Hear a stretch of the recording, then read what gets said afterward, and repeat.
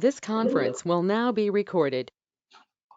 All right. Untitled Grove Plank Commission will hold a public meeting on Wednesday, November 24th, 2021 at 7 p.m. at the Town Hall at 4058 County Road. And you can also join the meeting by GoToMeeting.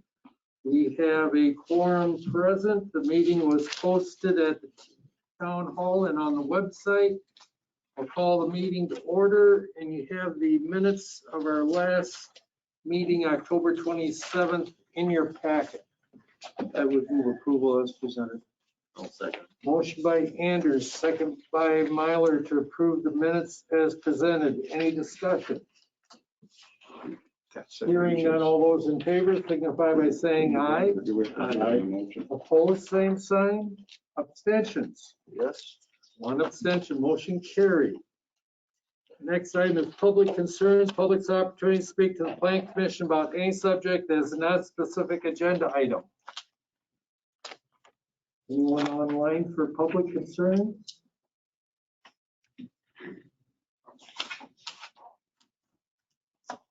I guess not.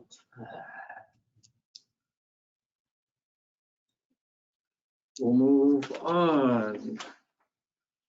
Paul Vitucci. Applicant, landowner, seeking site approval for an indoor storage facility, 6 acres west of 3447 North Star Road. You have the floor. Up here? Thanks. Hi, folks. Thanks for joining me tonight. You heard my name is Paul Vitucci. I own and started Redline Water Sports in McFarland in 1999. We're an active water sports dealership. We sell boats, pontoons, and we focus on more of the on-water activity, water sports and things like that. And we are a full-service dealership with sales and service. And part of our business is storing boats for our customers. Most of our folks right now that do business with us are kind of hands-off folks. So they come to us and say, we work really hard. This is our recreation. And they have us just make that part easy for them so they can enjoy their boat in just the 2 or 3 months of the summer that they have. So we started in 1999, and we have grown steadily ever since. And we've been able to adapt our business with everything but the storage. What we have done prior to this moment in time is just find some commercial buildings and big warehouses or whatever, and just lease them for 6 or 8 months so we can have the boats in there for the off season. But you guys probably know this, or if you don't, most of Dane County is all leased up right now with indoor warehouses. It's gone, and we've been fighting this thing for several years. So I was introduced to Steve Banowitz from Travis at Cleary Buildings a few years ago, and Steve and I got to struck up a friendship. We belong to the same church, which we didn't know at the time. Now we do. And Steve told me about this project on North Star Road and what he was doing, and had this available land. And I said, oh man, I said that would get a monkey off our back, help our business grow. We've been enjoying a lot of growth, especially in the past couple of years. And so Steve and I shook hands, and we started down the journey of making this happen. And you guys are probably well aware of what Steve went through to get to this point. But however, that has occurred. I have purchased condo unit number 3, which is what it's designated at 6 acres. And I've got an option to purchase unit 2 at some point in the future. So this project is going to drastically help our business with a growing need. And we have put the site plan together to maximize, obviously, the available square footage. This will be a phased project as we build them and fill them and build them and fill them kind of a thing. Right now we have tentative plans right off the bat to erect 3 buildings and probably add 1 or 2 a year. The demand is that great. So how are we going to conduct business? these storage boats are our customers' boats. So everybody's boat that we currently are storing right now is they come to our store and say, do the maintenance on it, winterize it, clean it up. Oh, my son bounced off the dock, fix a scratch, you know the deal. So these boats are all boats that we perform maintenance on, which that is done at our facility in McFarland, just right off Otis Road, right up the Beltline in 51, basically. So the storage buildings are really just holding tanks. There's really everything is done because it's a shop and we've got the equipment and tools. We really in the buildings that we're proposing, we really can't do any work on them. So this will truly be passive storage. When the boats are put in there in the wintertime, they are in the winterized state. What does that mean? They are prepared in a manner that they can live in cold environment.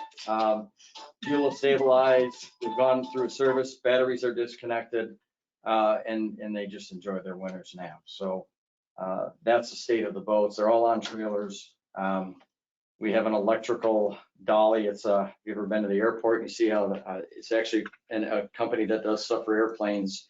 That's called a tugger kind of a thing, and that's how we move the boats in position. And obviously, we're going to have to put them in there nice and snug, and it will just be our team members on the property, storing boat, putting the boats in and taking them out and things like that. So that is the operation, and I just can't wait to get these buildings put up because it's really been a big challenge for the business and been extremely blessed with a lot of growth with COVID and with Madison being the area being such a big family town. We're in a good spot right now. So that's the story. So you got the items from the fire department? Yes. Do you want to address those? You can help me with that, or? Yeah, so I can address, I guess, the first one. This is Travis Leeser from the Cleary Buildings. That's from Cleary. I built Steve Vandevitt's building out there, and I'm obviously working on this with Paul.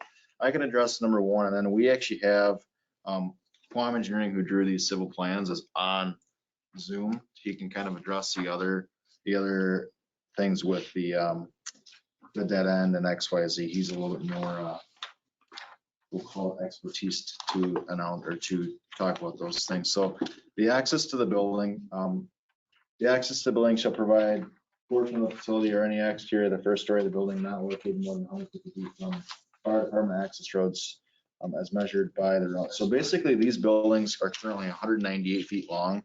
And we did that in a fashion to maximize the square footage that we can use this lot for. There isn't any access on the back. There's 20 feet between the buildings. If you can look at the site plan, and I'll kind of go through what we're doing and why we're doing it anyways. The current unit the current buildings that we're looking to build first are building 5, 6, and 7. They're right smack dab in the middle of the property. Number 8, 9, and 10 are actually on that second parcel that he has rights to buy later. So our plan is this. We're planning on building 6, 5, and 7 and expanding back to the west and leaving 8, 9, and 10 potentially being a maintenance facility well down in the future. That was our plan, and the reason we thought about that was because getting utilities to that building would be obviously substantially easier than it would be to take them all the way to the back if we ever decide to do that. So we designed this site just because in the square footage of these buildings, obviously the 12,000 square feet, we want to be under that so we don't have to fire suppress these things, because a fire suppression system in one of these buildings for not on city water is 200 grand. So we're trying to mitigate what we can do. So I think they're 11,880 square feet each. They have 20 feet between the buildings.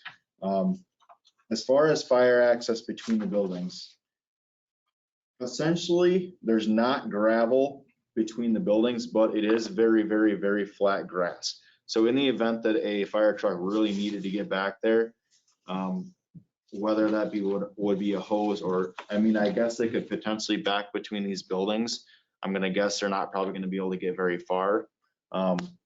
The big question that we have with it too is, you know, there's no water, there's no sewer, there's no nothing into this property back to the back. So there's no way to, other than tanker trucks, to get water back to them. They're truly cold storage buildings that's what we're designing them for. And that's what we use our tanker trucks. Or is it, okay, so that, I guess, we don't, hypothetically speaking, we could make these buildings wider and shorter to accommodate that 150 foot, but the problem with it is it creates a ton of unusable space on the south end of the property with too much driveway. And essentially would get Paul less storage of, or it would get him less quantity of number of boats that he could put in these facilities. So we're asking an exception on the 150 foot rule, just in the fact that what we're trying to do is true cold storage with these, the batteries aren't hooked up in these boats. There's very, very minimal things that could cause a fire in these things. The only thing that even would even be possible would be electrical in the actual building itself as far as lighting. And we're not putting a ton of electrical as far as outlets in the back. There's not outlets going in the back. There's lights and a couple outlets in the front of these buildings, and that's pretty much it. Are the boats stored with fuel? Yes. Yes. So there's a chance. Right there. I 100% get, I And how many 100%. boats? You know, probably 40 to 50 boats per building?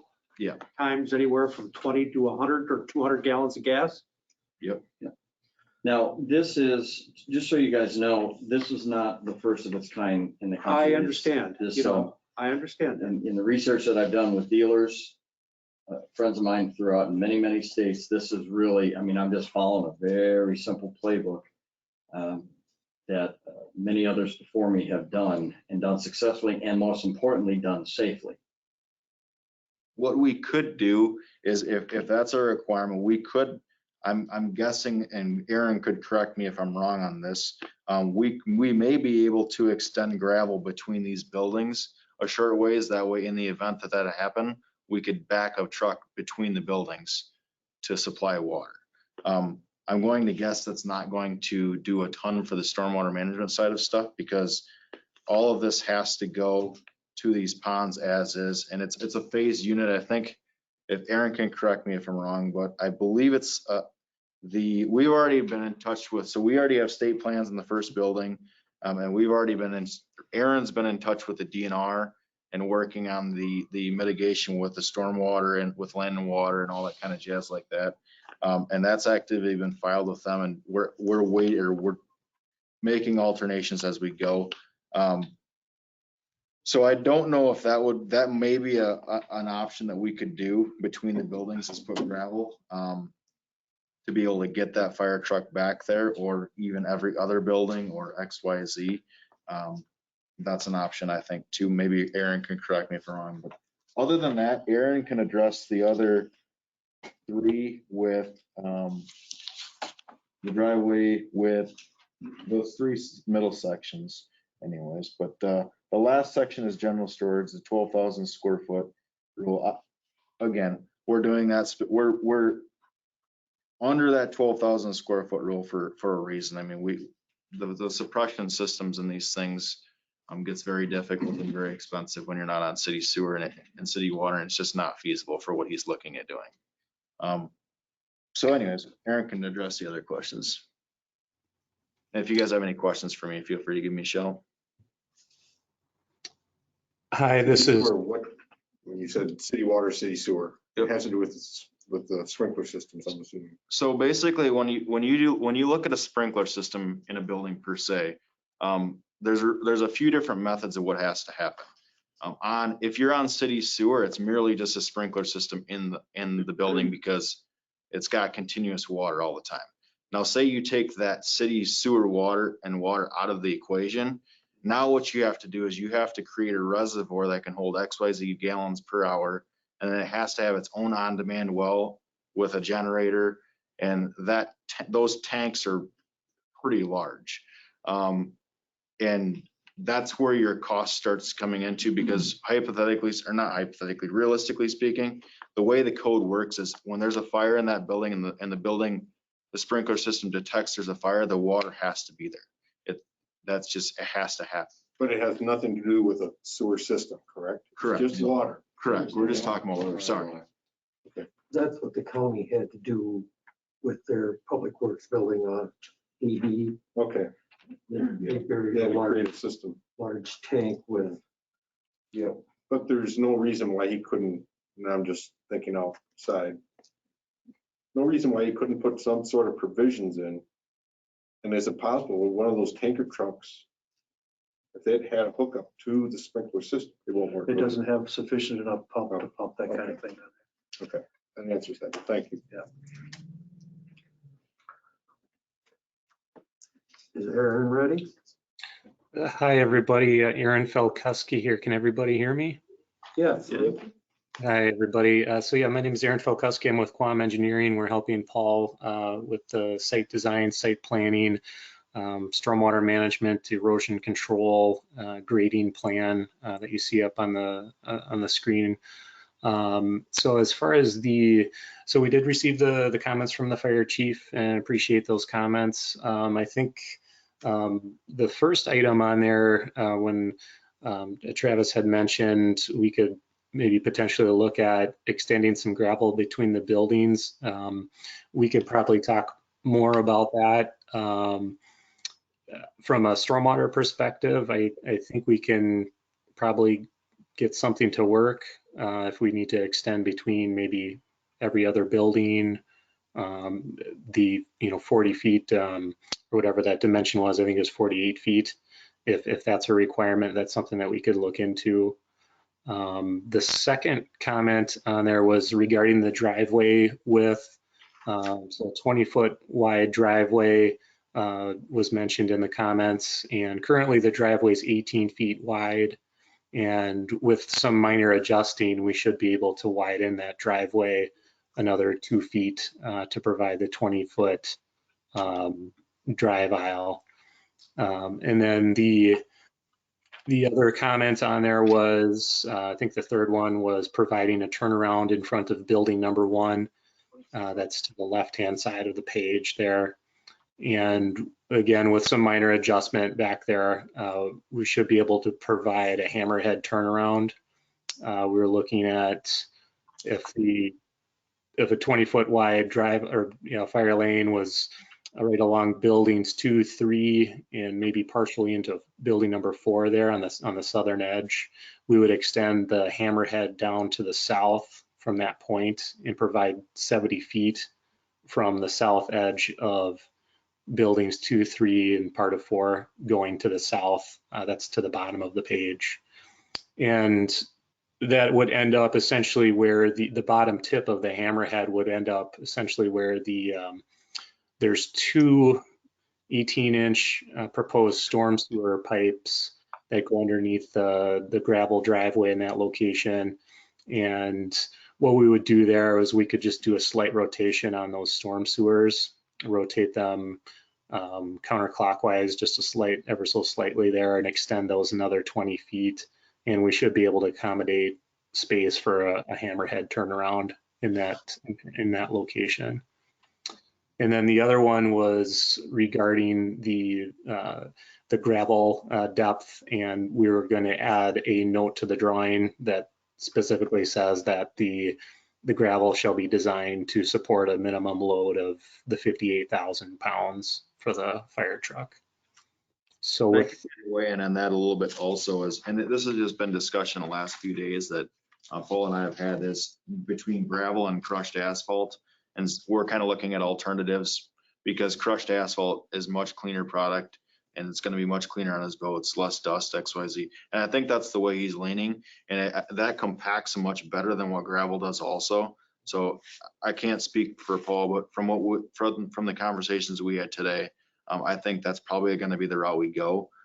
Again, the compaction, and as long as it's being able to support that 58,000 pounds, but I think it's going to be a much cleaner product for not only him, but in the case that a fire truck needed to get down that road also. So I can speak for Paul. We're going to do the crushed asphalt.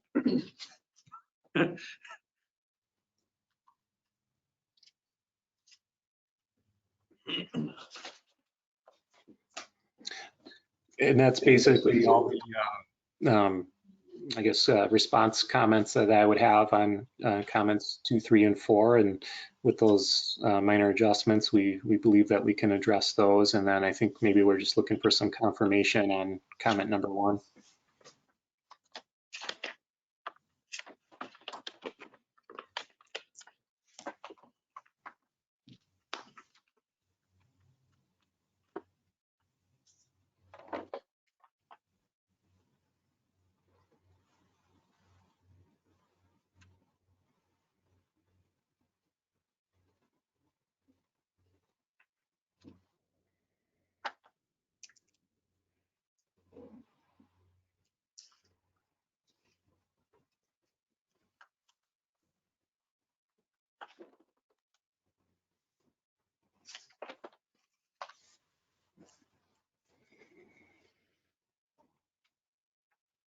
I guess,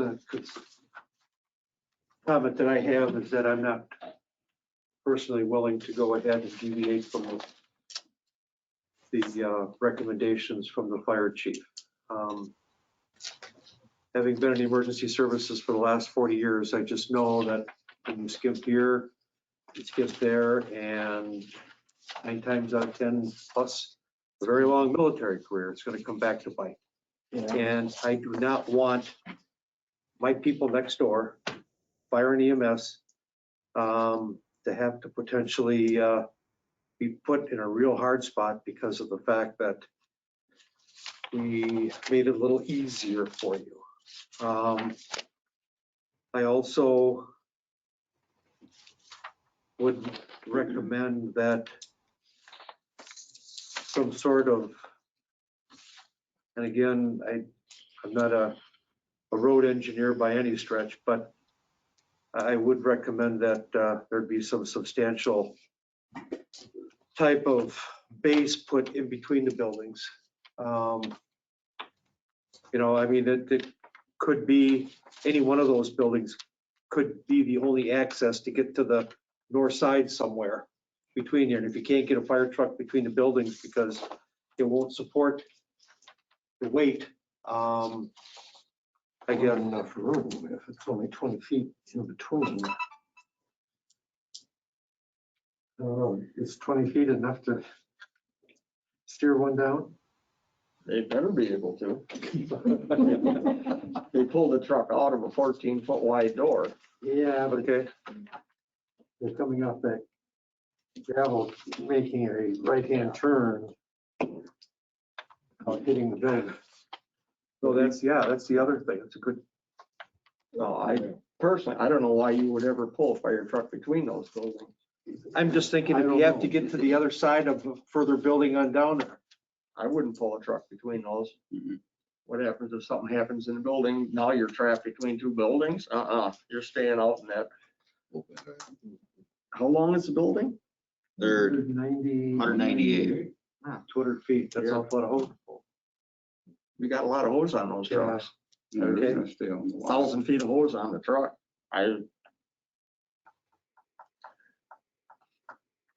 What will the distance end up being between buildings 7 and 8? So that was where we have to be, there's gonna be 40 feet between there. And the reason that is because that's where that property line is. Yeah. And we have to be 20 feet off the property line.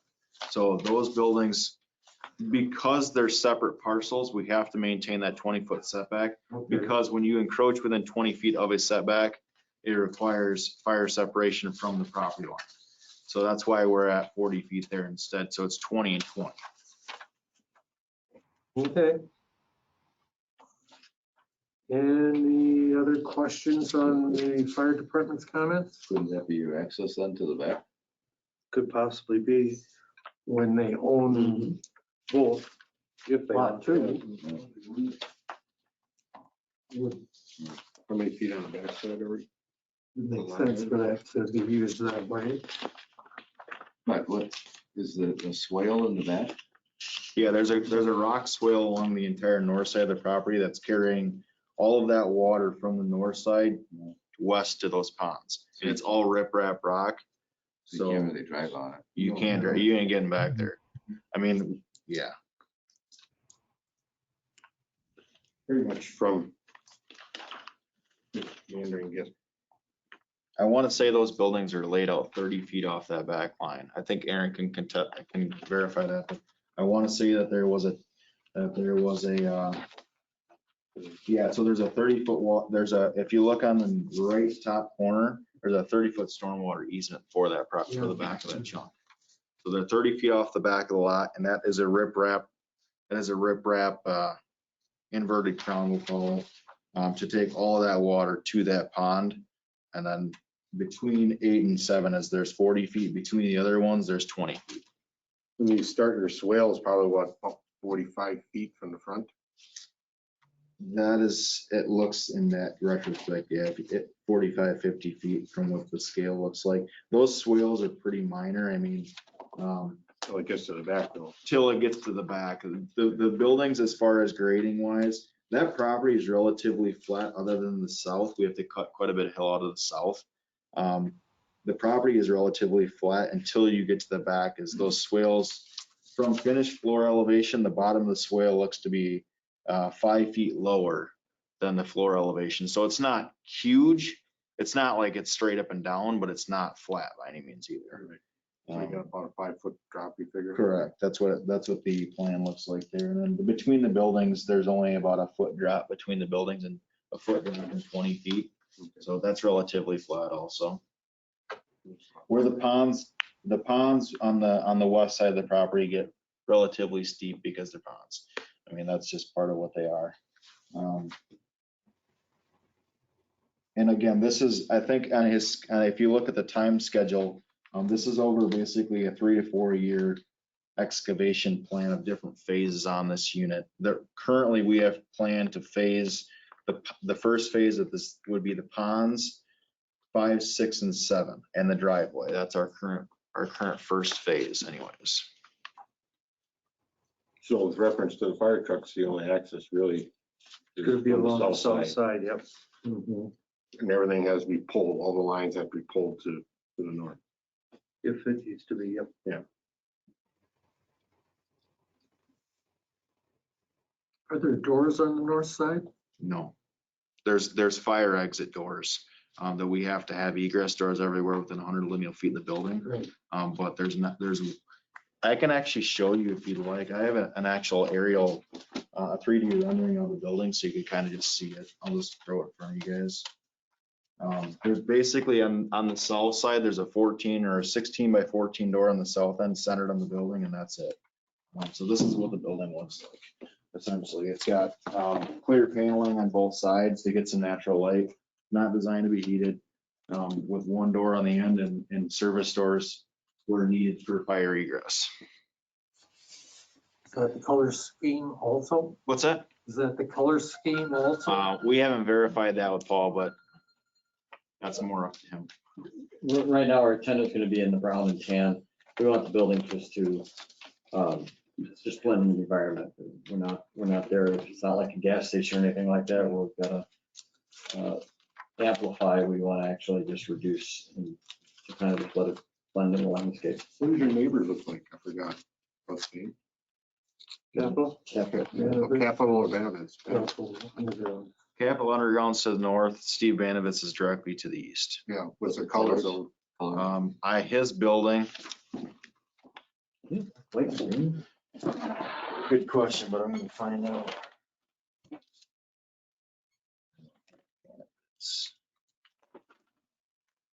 Capital Undergrounds are gray.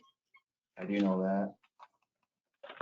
Banovitz, shoot, I don't have a picture of it, but I can look at this. Hold on one second. I want to say his are the brown tones also.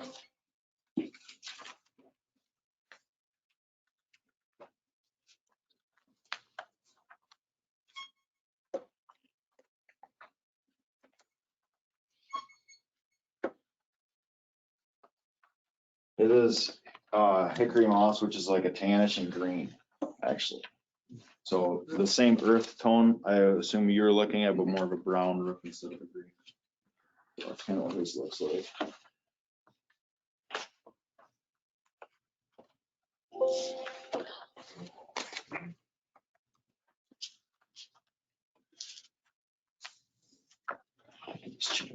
That's just for sheet crabs.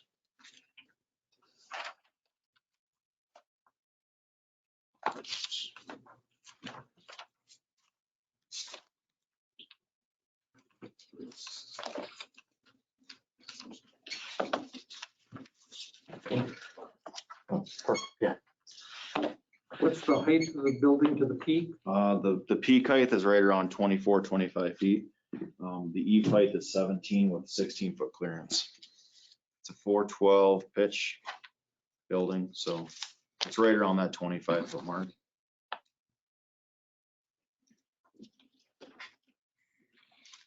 Actually, my plans should show that.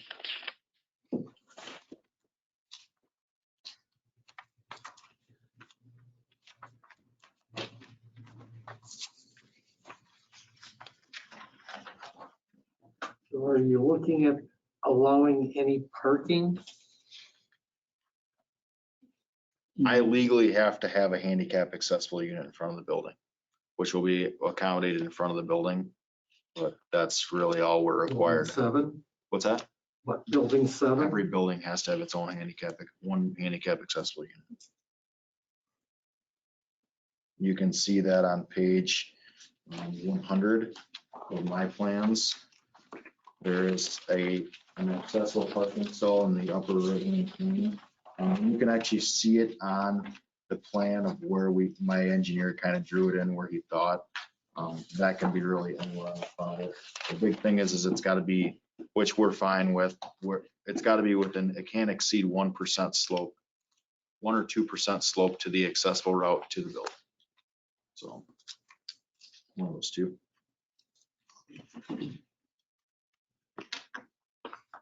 But again, these aren't open, these buildings aren't open to the public, so.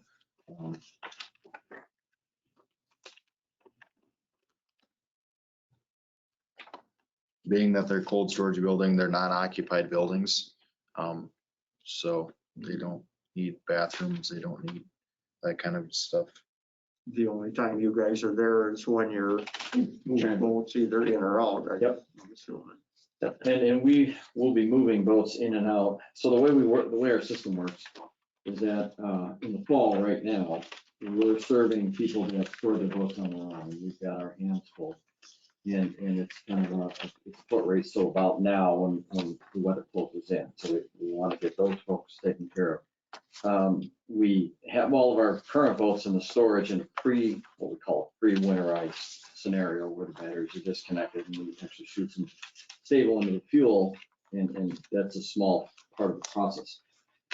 Starting on about December 1st through the end of March, we go pull all these boats back to our facility, perform the maintenance, the this and the that and what have you, and then put them back in. So we grab 4 or 5 at a time. So what will happen out there is that the driveway will constantly be plowed because we will be accessing these buildings throughout the winter. So that's a have to, because that's, and it's great for our employees because they're technicians. It's good cash flow. It's a win-win all the way around. Sure. So yes, we will be transiting boats most of the year to the property. As far as lighting goes, I just kind of included a rough LED wall pack. I mean, we're realistically looking at lighting the front of those buildings and that's it. I mean, with a couple wall packs, downward facing wall packs, dark skies where they're not protruding light out towards 12 and 18 specifically, just down so that you can see for egress getting in and out at night. These aren't specific model lights that we'll be using, but they're very, very comparable.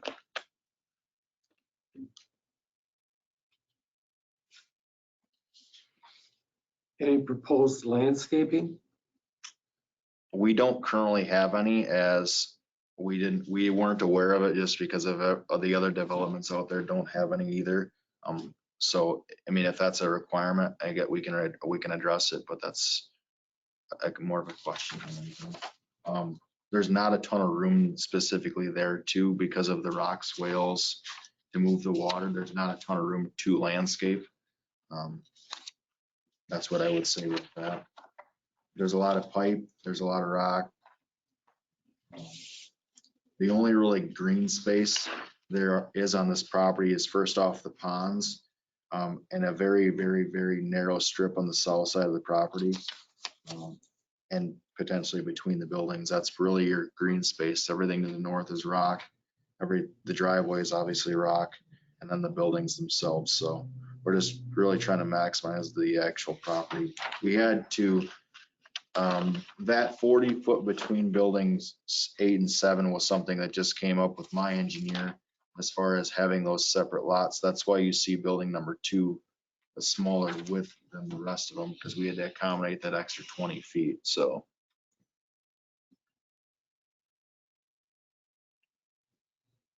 a lot of riprap, a lot of pipe, and trying to keep this water on that specific property. That's what stormwater is designed. It's not easy, but the way it's currently laid out, the current landscape out there is it's pretty much a wide open field other than the west end of the lake or west end of the property where those ponds are is currently wooded. There's, I would say, half of an acre, a quarter of an acre of woods maybe that'll be cleared. And that's where those ponds will be, but the rest of it's wide open. I believe it's just alfalfa right now. I don't think they planted corn or nothing out there, but I think it's just alfalfa field right now. Do we have a landscaping plan for Benedict's? Yes. Yeah, Capital Underground too. Yes. Yeah.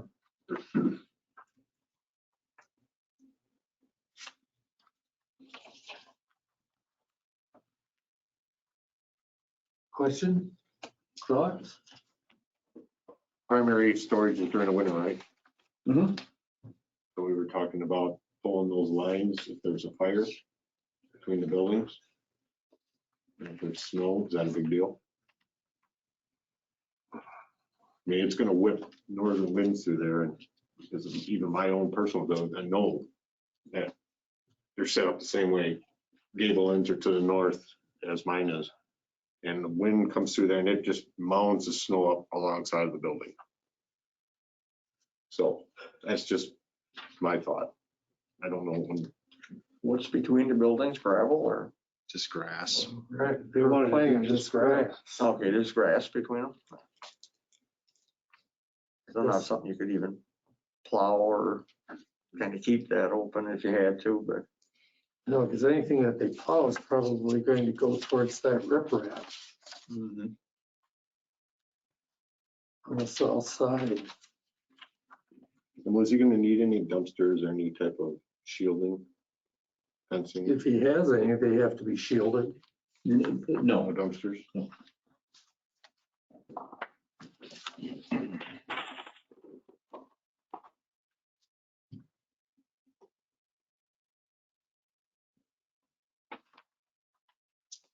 It's gonna look like an old chicken farm. With all the buildings the same, right? Quieter. Huh? I was gonna say without Yeah, without one cider, No smell. no stink from that. Well, old style chicken. Compared to the new ones. Yeah.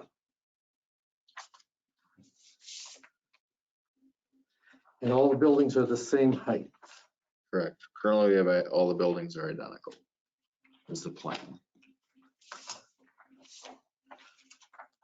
The building number 2, the peak height will be 2-3 feet less because it's narrower. But as far as the actual the design, it's going to be pretty much the exact same. Just the peak height will be a little bit less. So how do you feel about cupolas on the building, every other one? I knew you were gonna ask.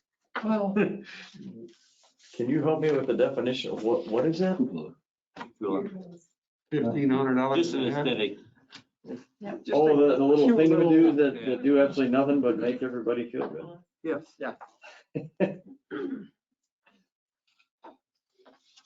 What are you saying, on every building? or- Every other. Yeah, it's a. How much are those, Ron? They're not cheap anymore. That's $1,500. they're probably more than that anymore. They're probably close to $2,000 a piece. Steel is gone. Quite absurd. No exterior signage, so.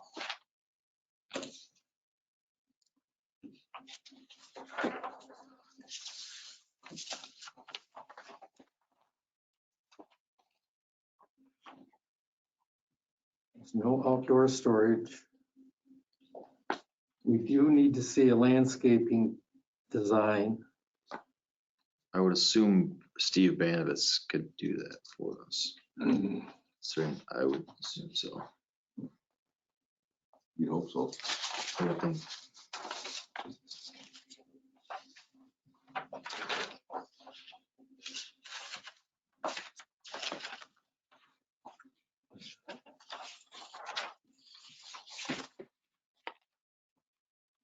Is there a chance that your size of your detention/retention ponds might change once the county gets a hold of it? Aaron can answer that because they've been in touch. There's the DNR and Land and Water has been in touch for probably, we've been submitted to them, I would say, for Aaron can contest this, but maybe I close to thought the county just changed their stormwater They did. ordinance. They changed. Yeah, so this is Aaron again here. So Aaron's a regarding, specialty on the stormwater side of stuff, so I shouldn't speak out of turn because I'm not. I know what stormwater is designed to do, and that's about it. sure, so yeah, as far as the stormwater goes, we submitted to DNR and the Dane County Water Resources received DNR approval already, and we received some comments from Dane County and have addressed those comments, and we're looking for approval probably right after Thanksgiving time. What were the county's comments? They were fairly minor, I believe, and I'm just going to pull these up here. Bear with me just a second. I can.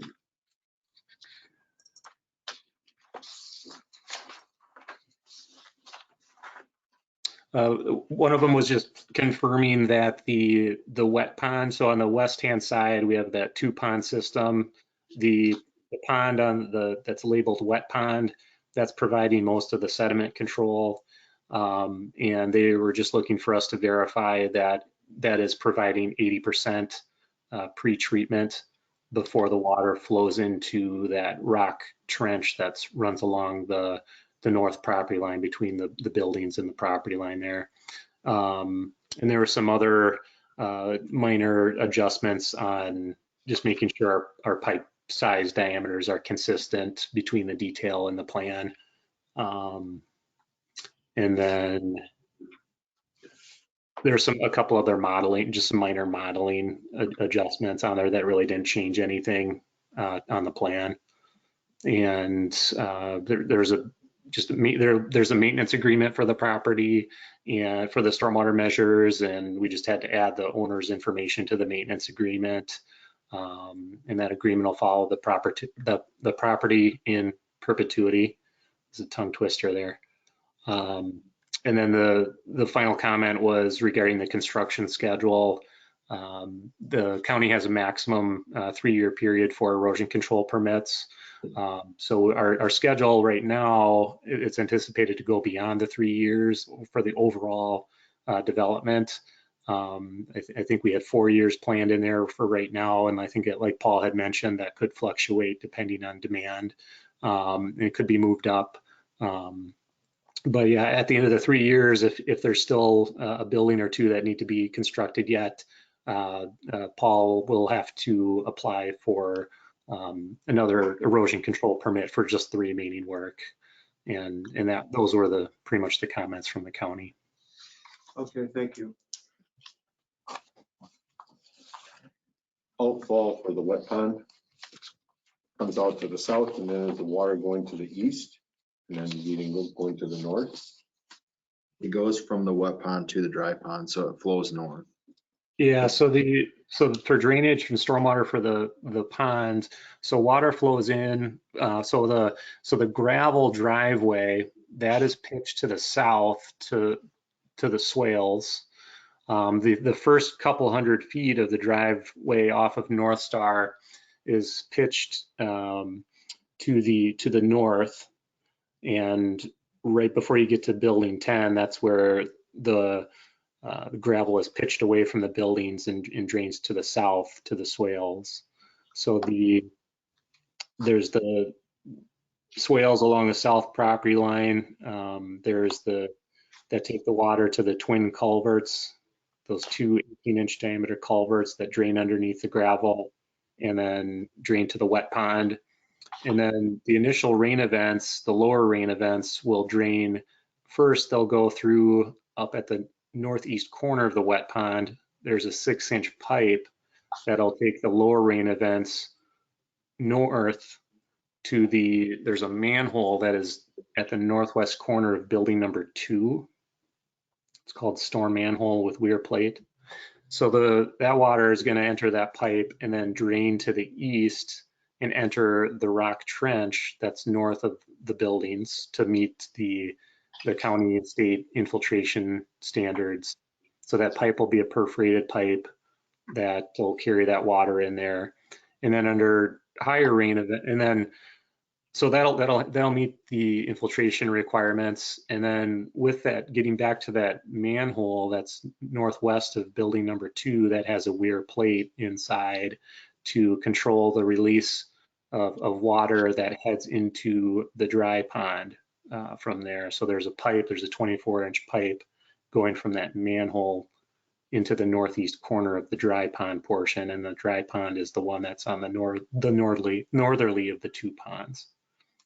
So that's handling the lower rain events. The higher rain events, when that wet pond, getting back to that wet pond, when it fills up under higher rain events, there is an outlet. I believe it's a 3-foot diameter concrete pipe that's on its end, and that's partially buried into the side slope of the pond, so you only see the top 6 inches or a foot of that pipe sticking out. So when the water level reaches that height, it'll start spilling into the standpipe and then entering in the dry pond from that side as well.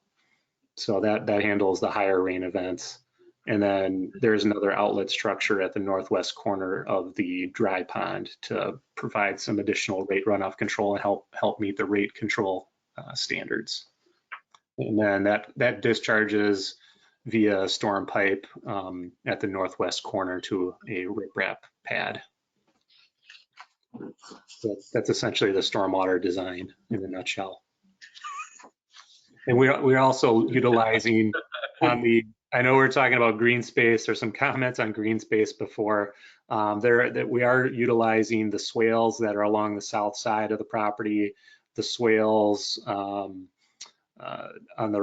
over near the first part of the driveway there to help us meet stormwater standard. And then we are showing some grass filter strips going back to the driveway entrance off North Star Road. There's that first 150 feet as you come into the site, we're showing as a grass filter strip alongside of that gravel driveway to provide sediment control for that section of the driveway. And then we're also having another grass filter strip east of building 10 to help us meet sediment control standards for that area. So those areas required some grass filter strips. That's like a dense catch of grass that's at least 3 inches tall, and essentially it'd be mowed lawn, but more dense. And we needed to do that there because those areas don't drain to the pond. The first 150 feet of the gravel driveway, the natural drainage pattern heads to the north, and due to grading and just maintaining the natural drainage pattern, we weren't able to send that first part of the driveway to the pond. Okay. So we utilized grass filter strips. I have a question for Aaron.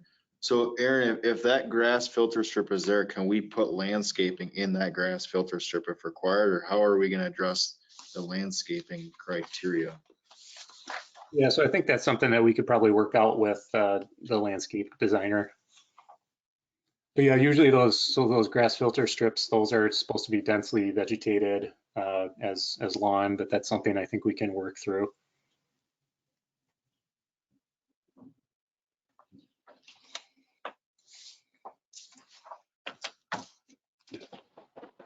So we might have some room on along the south side of that first part of the driveway there, along the south side of where those twin culverts are. to put some trees or shrubs.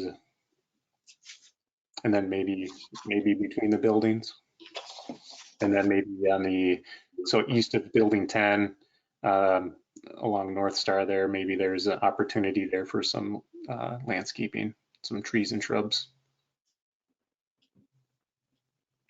There's a 3-to-1 slope coming down from building 10 to the right before you get to the grass filter strip. So I would think maybe a row of some trees or shrubs could be planted either on the side slope or just before the grass filter strip. But yeah, that's something that we can review with the landscape designer. I guess the only comment that I would have on that is if we're worried about fire, they're gonna be in the way. I mean, if we're worried about getting a fire hose down the side of those buildings, you're not gonna wanna take fire hose through trees, are you? So, Sure. nope. I mean, so that,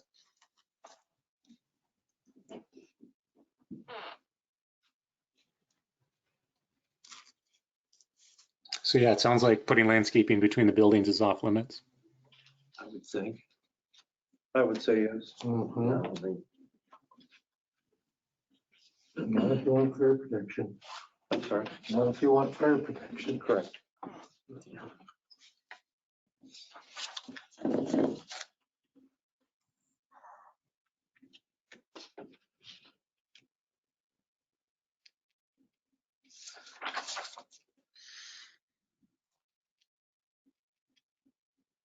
So I guess what I'm still looking for is a landscaping and location of all isolated trees having a diameter of 6 inches or more. Tree masses may be shown with a outline and a written image of individual trees on that northwest. Near the ponds. Yeah.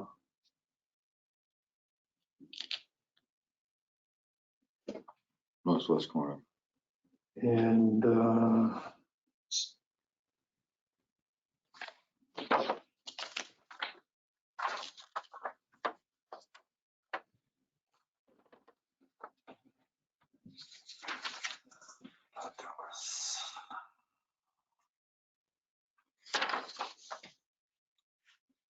Do you want the kind, color, and texture of the materials? yeah. And how you're going to handle that hammerhead at the west end.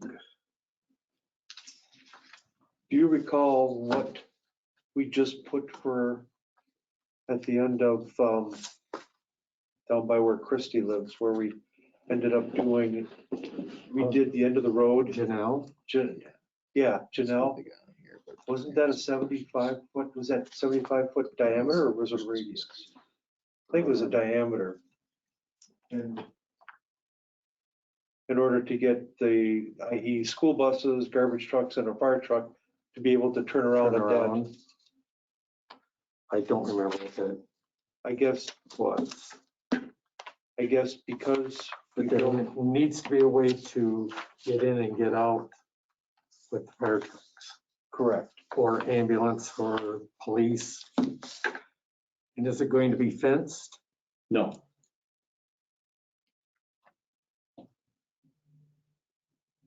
Will they need Knox box Yes, for the buildings?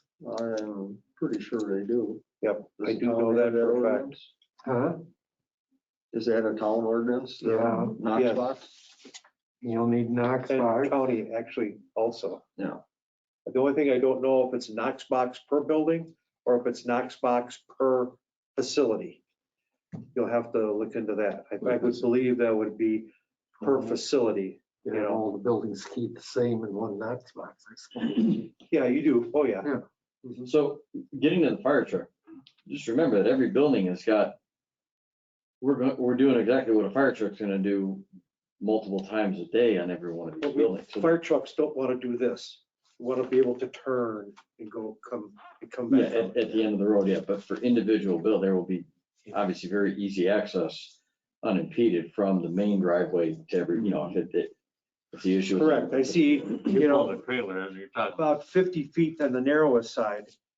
And then it jumps up to 68, but I don't know that 68 feet is enough to go ahead and turn one of the engines around in.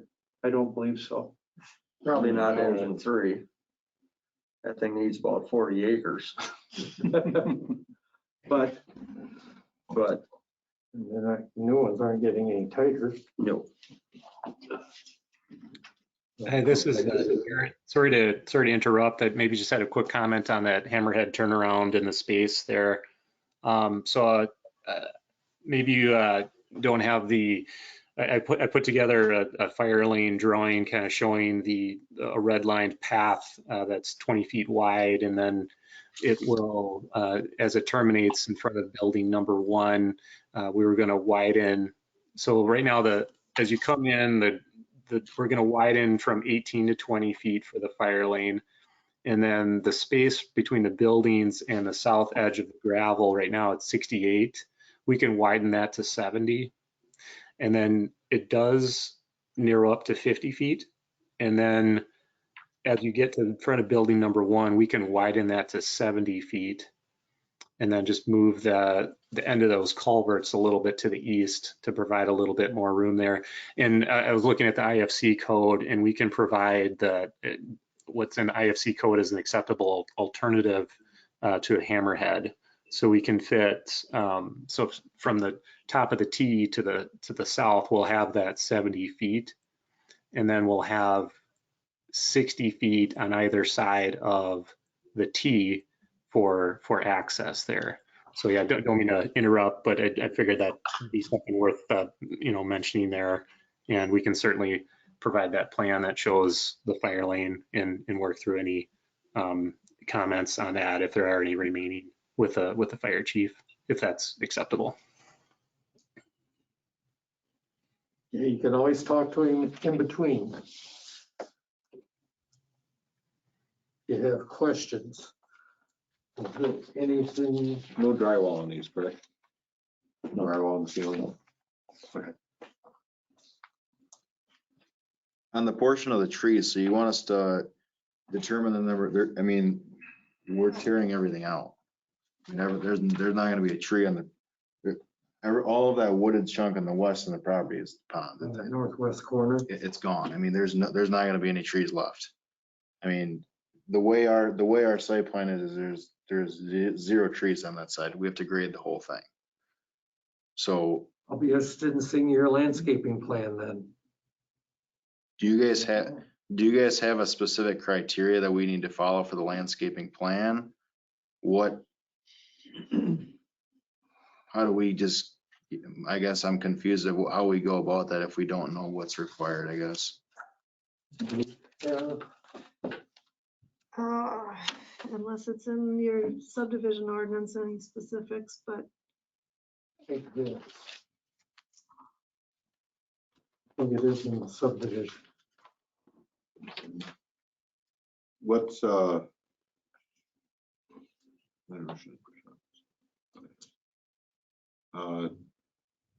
What's yeah, I'm that? gonna pull this up now. If I can get this to work. There's something in the deed about compliance. 12.08.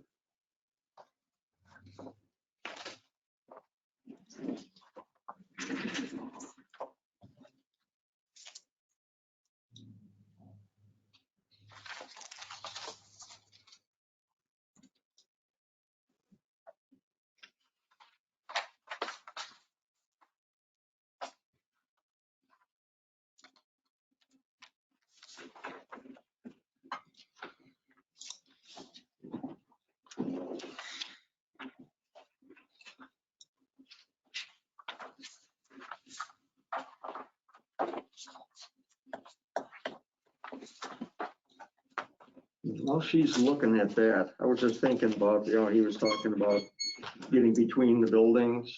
Mm-hmm. Let's just say we got something going on building number 5. And they want to get around the back. What would it take to put a door on the north end of each one of the buildings? Like an overhead door, you're thinking, or a No, walk? just a walk. There is a walk There door. is one, there is one. Yeah, On there's- the end of the building? Yeah. Yeah. Oh, okay. And there's So why one can't we just one in the go- middle. Go into the building next door, go all the way through the building to get to the backside. You could. Would that be, Yeah, there's no, I mean, they're clear span buildings and there's no build outs. and there's, you're always gonna have an open aisleway down the center anyways, right? Yes, I mean, because of the nature of the business, we Yeah. don't stuff them in there like, You gotta be able to get them in and out. exactly. So there's probably a less efficient use of the space, but it's, A walkway yeah. at a minimum. Yeah. You know, that would, you know, if he gets concerned about getting between buildings, like I said, with snow in there, why don't I just move the building next door, cut through there? If you look at building plan number 110. Because with the Knox box, one fire department will have access. 121 will actually get you even And a I'm gonna guess you're gonna already be there. If Yeah. there's a fire going on. if you look at my plan unit number or plan number 121, this is my egress plan with where I have to have walk doors. Okay. And I can move those walk doors around. But everywhere I stand in that building, I have to be within 100 lineal feet of walk. That's the code. Right. So. No, I guess, you know, to me, if I got a door on each end of the building, I can get to that building next door, just cut through the building with it. That's a lot of hose to pull, but they got a lot of hose on the truck, Okay. you know. Because that would be a potential issue, getting between the buildings in the winter time. This is in 12.08, which is your design review ordinance, and it just says, landforms and landscapes shall be preserved in their natural state insofar as practicable by minimizing soil and tree removal that is not essential to project development and by retaining grades and contours in keeping with the general appearance of neighboring developed areas. Each development shall provide landscaping at the time of development of sufficient height and density to accomplish buffering to adjacent properties within 5 years. That's all it says about landscape in there. Okay. I mean, the only question that I have is I can't really draw a plan with nothing to go off of. I mean, I could draw a plan with a tree, with one tree, oak tree out front, but I mean, I don't know, you know what I'm saying? Is first off, we don't have a ton of space. And second off, I have no idea what we're looking for is, I guess, the question. I mean, are we looking for a row of shrubs or like, for instance, I work with the city of Madison quite extensively, and I have a specific landscape criteria that I have to follow: building frontage, road frontage, bing, bing, bing. And as much as I hate it, it at least gives me a criteria what I need to work off of to what I have to accomplish for it. That's just a question, I guess, that's all. And it sounds like the first thing you gotta do is cut down all the trees, so. I mean, the very few trees that are there, 90% of this property is vacant alfalfa right now, as it sits. Mhm.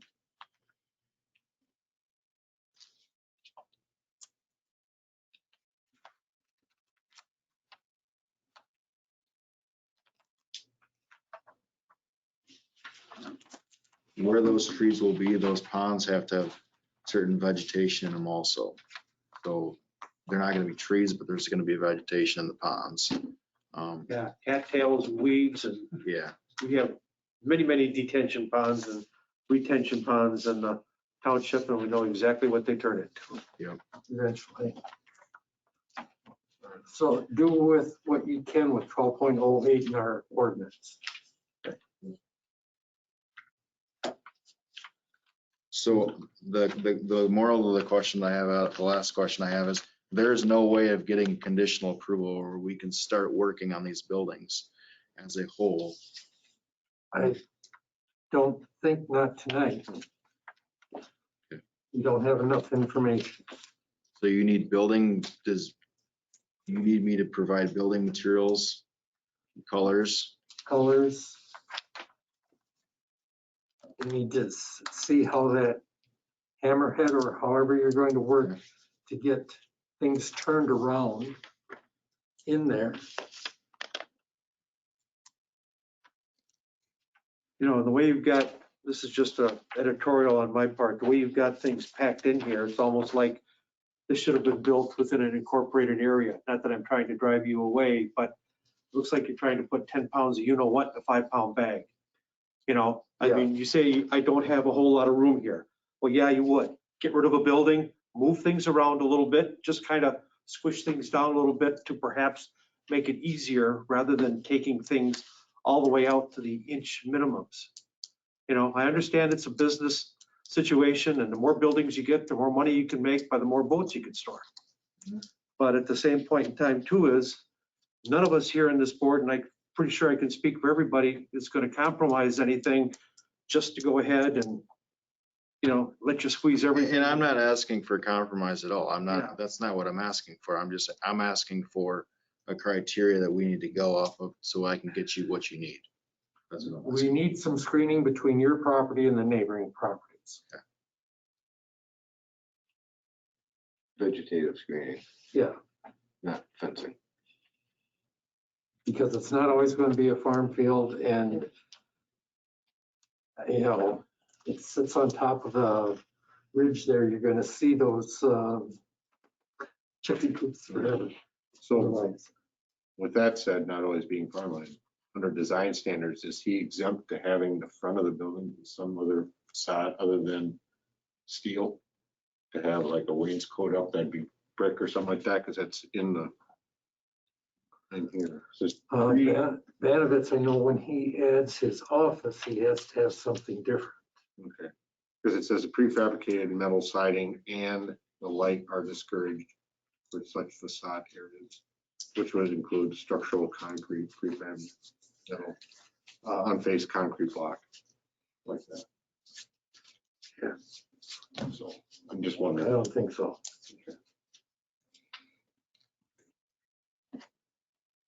Anything else?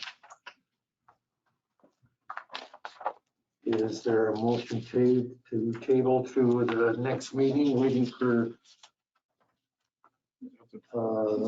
December 22nd would be the next meeting. It needs to be, yeah.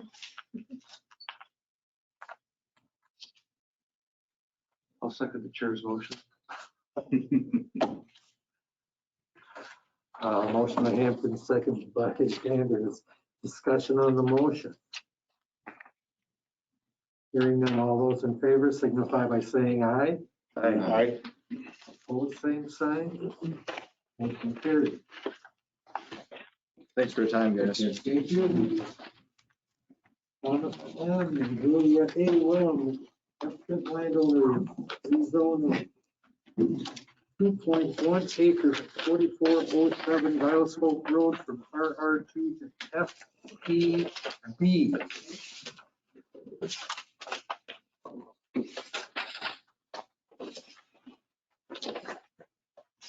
Thomas, you have the floor. Well, there's nothing really to say. We're looking to rezone the property back to agricultural, and we ask that you allow us to do it.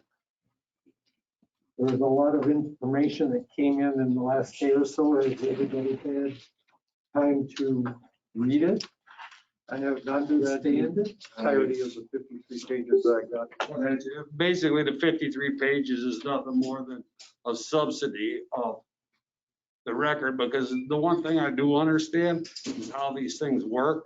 And a searching review in circuit court requires you to bring the stuff to this board, right? And of what took place, and everything is in front of the board to make a decision. You know, this has been an ongoing 3-year deal, you know. All I'm asking for is agricultural property. It's pretty straight and simple. Nothing's changing.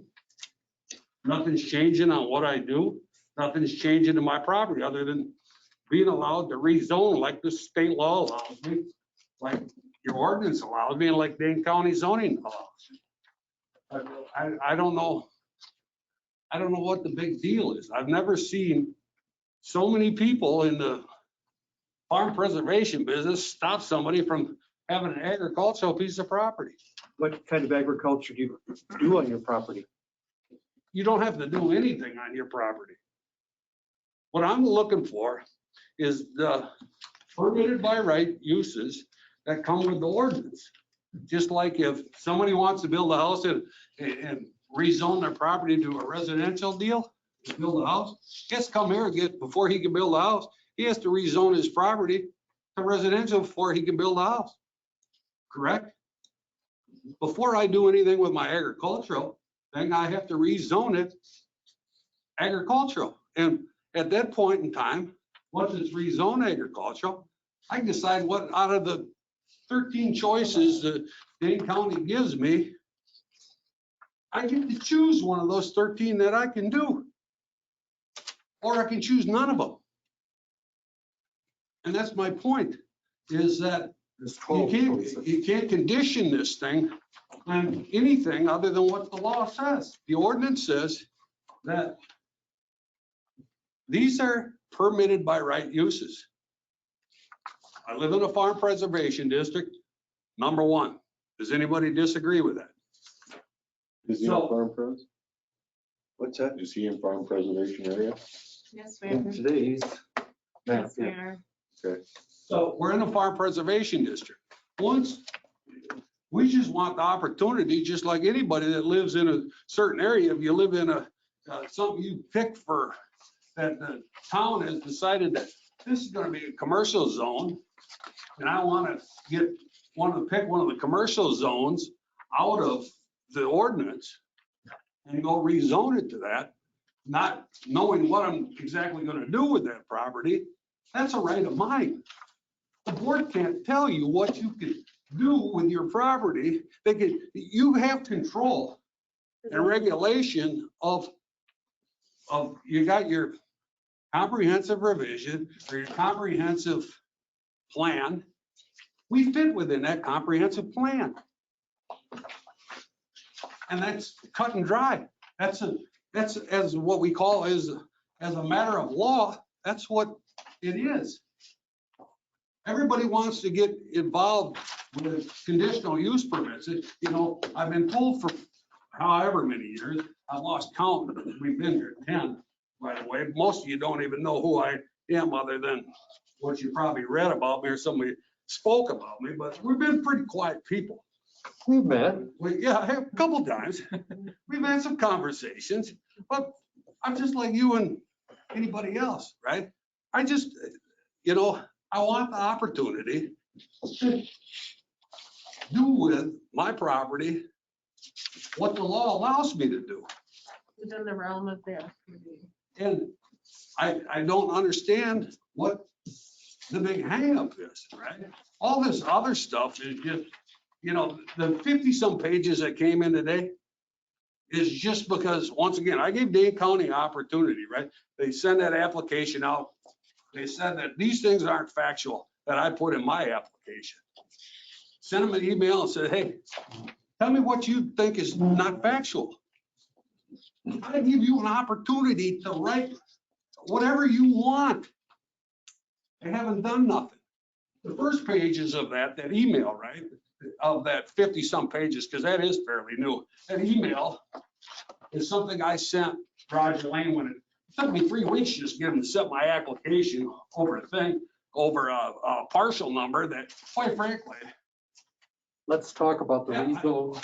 But what I'm saying is that if you read what that email, right, I can't be agricultural or get a conditional use permit for agricultural type things under RR2. The law says, hey, if you live in a farm preservation district, you got 3 choices. You've got FP1, can't have a house there, so it don't fit my deal, right? FP35, I don't have 35 acres, don't fit that. FPB, I didn't create the ordinance. Somebody else did. I'm just asking to be able to live by, just like any one of you guys, if you wanted to do something with your property and you filled out an application, you paid your fee, you get the same fair shake. And I understand conditional use permit. Once again, We're not talking conditional. I know use. that's what I'm No, saying we're not is either. that ties it to something. That ties it to something where the law allows you under FPB you get to choose one of 13 things or don't choose any. But before you can choose any 13, you gotta be able to have it first. You don't get to choose 13 if it's not part of the deal. And that's all I'm saying is that, you know, you guys are gonna do what you wanna do. You're gonna, you know, the criteria is, we've met the criteria. That's what I'm saying. We've met the criteria for a zoning change. And whatever you guys decide is up to you. And having the And it- FPB, we would be staying within what is offered here. We know that we can't go beyond what is on there. And if we want to change, If we don't want to allow all of those 12 permitted uses, which one is or which 2 or 3? here's the deal with that. It's illegal to do that because that's what we call contract zoning. You can't create a contract to zone our property. You can choose which conditional uses you want or not use. But you can't, I know, but what I'm saying is, under Wisconsin law, and I've studied it quite extensively over the last 3 years because I had to find out what was going on, right? So you can't put a condition on any of the 13 things when you can't put a condition on it for anybody else. Once again, if the law said, it's just like, let's take mining, for example, right? Some of Roger's Lane thing is that we haven't used our property for agricultural purposes. This is what he determined. But that's not what the law says. It's like mining. If you don't register your property with Dane County through their dog and pony show, you're gonna lose your vested permitted zoning rights because you didn't follow it. They don't do that for agriculture. So I'm not trying to confuse the issue. What I'm saying is that the law is specific because that's what we're talking about here. You can't take one of those 13 conditions away as a condition of giving me my zoning. We always have. Well, once again, Additional use. I don't No. On heavy commercial, we never allowed adult books in it. Well, once again, I'm not trying to put a strip club in an agricultural zone. I'm trying to, once again, you ain't even That gonna know doesn't fall anything's under going that on, anyway. right? You're not even gonna know anything's going on in our property until we come to you. And so once again, we don't want problems with anybody in our town, whether it's our neighbors or anybody. We've never harmed our neighbors. We've never done anything. And that's why the government gives you what they call police powers to stop somebody from doing something. But it doesn't give you the power to change the ordinance as a condition of approval. And there's just no way. And we're headed down a path that we don't need to go. I don't want to sue myself to see who's right or who's wrong. If I do something with my property under those 13 things or choose none, that's not the board's, the board don't get to decide that. Might get to apply that with conditional use things. If I was having it along with it, I get it. But we're not asking for. But I'm not asking because I don't want to confuse the issue. I don't want to confuse the issue of what is going on here, right? And I don't think, like I said, I don't think you can't take any of the 13 away. You may think you can, but I don't think you can. And for 12 or whatever it is, or whatever the permitted things are, you don't get to control that. That's part of the ordinance. That's the ordinance. And we believe If I could change ordinances, I'd change all sorts of ordinances. But I can't. I have to live within them. And You had something to say? we originally bought the land as agricultural to do similar to what this is, you know, to do the farming preservation. Eventually, we may buy some more land around us. That's neither here nor there, but that's also there. But this allows us to do something we really firmly believe in, which is farm preservation. We firmly believe that.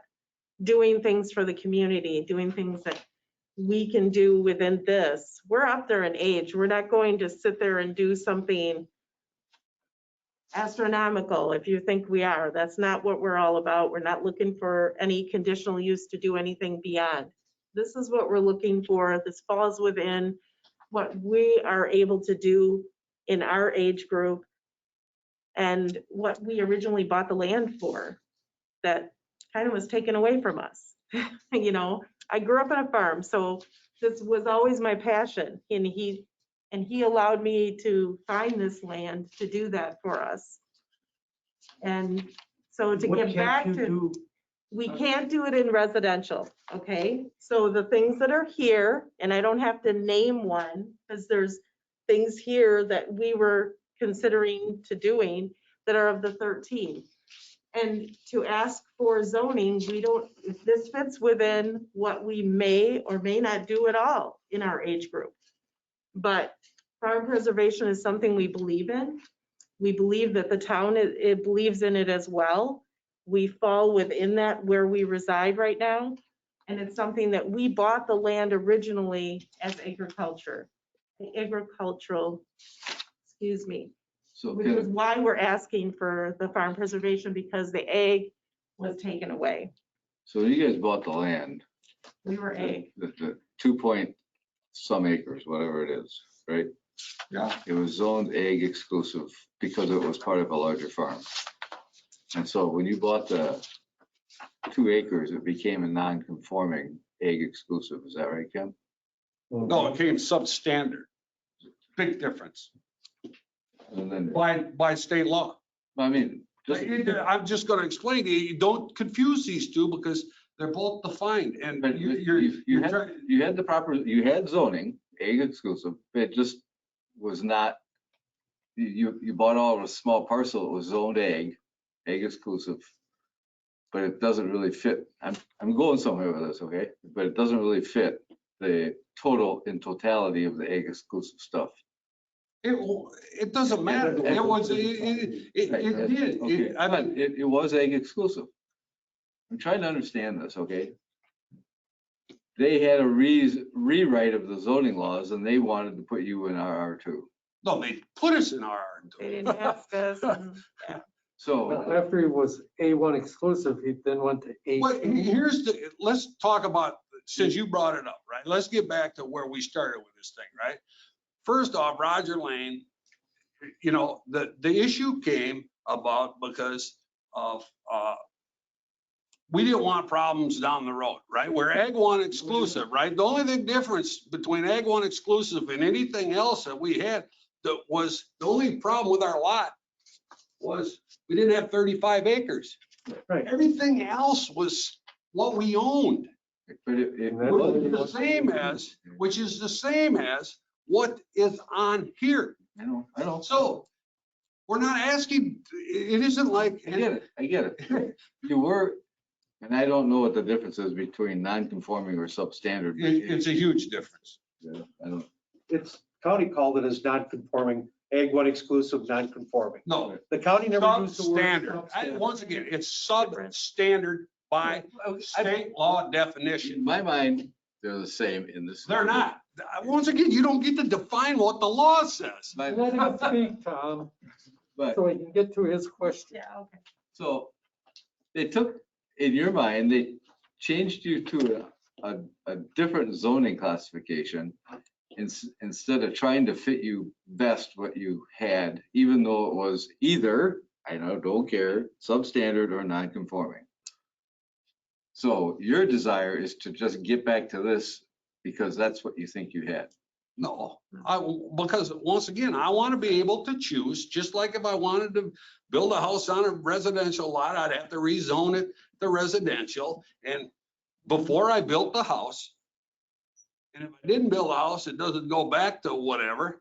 It is what it is.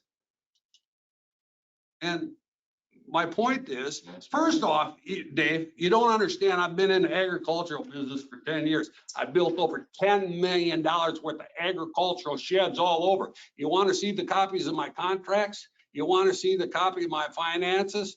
I don't have a problem showing that.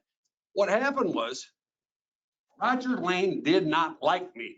So what he did was create a problem for me by saying, well, once again, you have deposition testimony in there where Roger Lane agrees that we're agricultural business, right? It took me 5 questions to get him to agree to it, but we're in the agricultural business. It isn't like I just got off the boat and said, you know what? I want to be a farmer. I worked my ass off, and my wife worked her ass off for 10 years so we could have what we want. And for 10 years, between Dane County and this board, we can't have what we want. Dane County told me to zone commercial. So we remember when we came in front of you guys and asked to get out of the Farm Preservation District to zone commercial? Well, thank God I didn't do that, because the next thing is this, it doesn't fit into your plan. We're no more commercial there than anybody else. If the town wants to make the whole area commercial, then let's talk. But don't tell me to jump through hoops and zone or get out of a farm preservation so I can get commercial, and then I go to rezone commercial. Well, you can't, because you don't fit into the plan. This is all just dog and pony show, as far as I'm concerned. And a similar issue was Dave, did you get your question answered? I'm not really sure. once again, and I will send you that, Dave. I will send you the difference between those two definitions, right? Because I want you to understand it, because it's a big thing. It just seems like you had an egg use or egg zoning, whatever it was at one time, and that's all you're trying to get back to. That basically, we're trying to get back, this is, Instead of our. this will fit, yeah, we did not choose that. We didn't choose RR. No. Right? Once again, if somebody would have gave, all this, if this would have came about between June 2018, just like America's Best got the opportunity to come in front of this board, right, by the help of Dane County zoning, to give them a hearing before they changed the ordinance, we wouldn't be in this position. They didn't give us that opportunity. If somebody would have answered my email, and the town board got an email from me, hey, we don't want to do this. What do we have to do next? And you know what we got told? Nothing. Crickets. So we find out 5 months, 6 months later that you just changed our zoning. We didn't change it. Once again, whoever, Dane County, once again, I've had conversations with Chris about the zoning thing, right? I've had conversation. I've never accused this board of changing it, because ultimately the responsibility is Dane County zoning, because you subcontract your zoning to Dane County zoning. They're the ones on the hook for it. I spent 2.5 years trying to get, 2.5 years trying to get this thing resolved, and I got told, well, you know what? You never gave the boards an opportunity to hear from you. That's what the judge ultimately ruled. So this is your opportunity to do the right thing, follow the law, because I'm not asking you to make exceptions to anything, and grant our petition to rezone. Pretty simple. I don't know of any, unless one of you guys can tell me how we don't qualify. I implore one of you Did to. Roger ever ask you about A2? What? Did you guys ever talk? We about- still don't even know what's going on with that, because if you read that email there, he says we're zone RH1 or something in that email, and the blue thing, right? He still don't, like I said, that document that you sent me from the attorney from the county that filled out, you guys know the board's minutes were that you approved Ag 2. Right? Back in what? Yeah, but once again, though, if you read Roger's notes there, he says that no. Right there, one of the first questions, his stuff is in blue. He says that we're rural residential or something at that time, whatever. That's what he said. Now, that's a false statement because we all know what took place. And if we were good enough to be agricultural back then, what have we done different? That this board's requiring us that we can't be agricultural today. Question? My suggestion, and it's only a suggestion, is I would table it, send a email to the town's attorney to have him tell us if on a permitted use, if we can restrict that use or not. Is that your motion? You make a motion? Can I ask a question? What are you, Chris, wanting to restrict? Large animal boarding. Oh, well. Really? I don't think I want a large, do you know I'm how, pretty sure I'm not gonna have, Do you know I mean, how that, old I if am? that's the only one you're worried about. Chris, they can only, I don't even know if they can have animals. you can have animals, but you have like one, I think it is like, it's like 5 chickens and, Are you talking about like Or- horses? Is that what you're worried about, horses Large or? animal. Well, It says large animal. not unless you're coming over to take care of them. I'm not, I don't know Okay, where you're 'cause gonna I'm, spread the manures. yeah. well, that's I'm not, once what again, I'm not looking having for. any of that stuff, right? I'm a city boy. It would be me taking care of everything and, yeah, I'm not going. But to that you know, extent. once again, You know, this, I don't know, at least this fact sheet I'm looking at, usually they say like 1 animal unit per acre or something. This one seems to be silent about that. yeah, but this doesn't even reflect what the You have ordinance to is, read right? that. This You're is a right, made you're up right. thing. This, I'm just saying, But- I'm not sure. I You would take expect. this and then you have to really look at you have to look at what's allowed in the township or in yeah, the. I would have to get a permit for And animals you or can't whatever. They without- are. That's a without whole permits. different deal. Yeah, you can't. Just because it says it here doesn't allow you to have. This is, That- you know, to be honest with you, this thing here, this fact sheet thing is somewhat misleading, and that's the whole idea of it, right? It's, you go to it, and he wants to lead you down a certain path. But if you actually read the law, like I've been forced to, because, They also have the FPB chapter. I can do it to come up here. I felt the same way when I looked at it, that we were gonna need the whole thing. And I still didn't find anything, if I recall. well, but part of that is because of the ag department. If you remember the email back from during the Wajmajig, is that the ag department requires you to verbatim write what they have, according to Roger Lane's email in there, right? That's when America's Best, because you guys were talking about people, employees and stuff in the email conversations. And he said that the reason it reads what it says is because the state makes you do it. Well, I have no desire to have big animals. In fact, we're all done with dogs as soon as our next dogs are done. Because once again, we're 60 years old. We've had dogs our whole entire life. Our kids are gone, you know. So in that case, if the town found out they could limit the permitted uses and they said no large animal boarding facilities, that wouldn't be a problem for you probably. No, absolutely not, because I'm not getting it. I'm not, that's not even anything I don't even know what I'm gonna do. If I you thought probably, we were gonna have quite now, cattle or they something. wore me out enough. I gotta go get a job here pretty soon.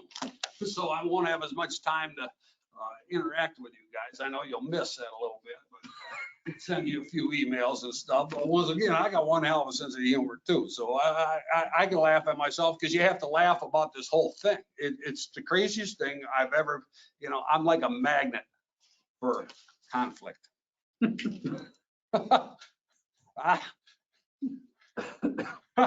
not saying anything. How I talked her into staying with me for this long, I don't know.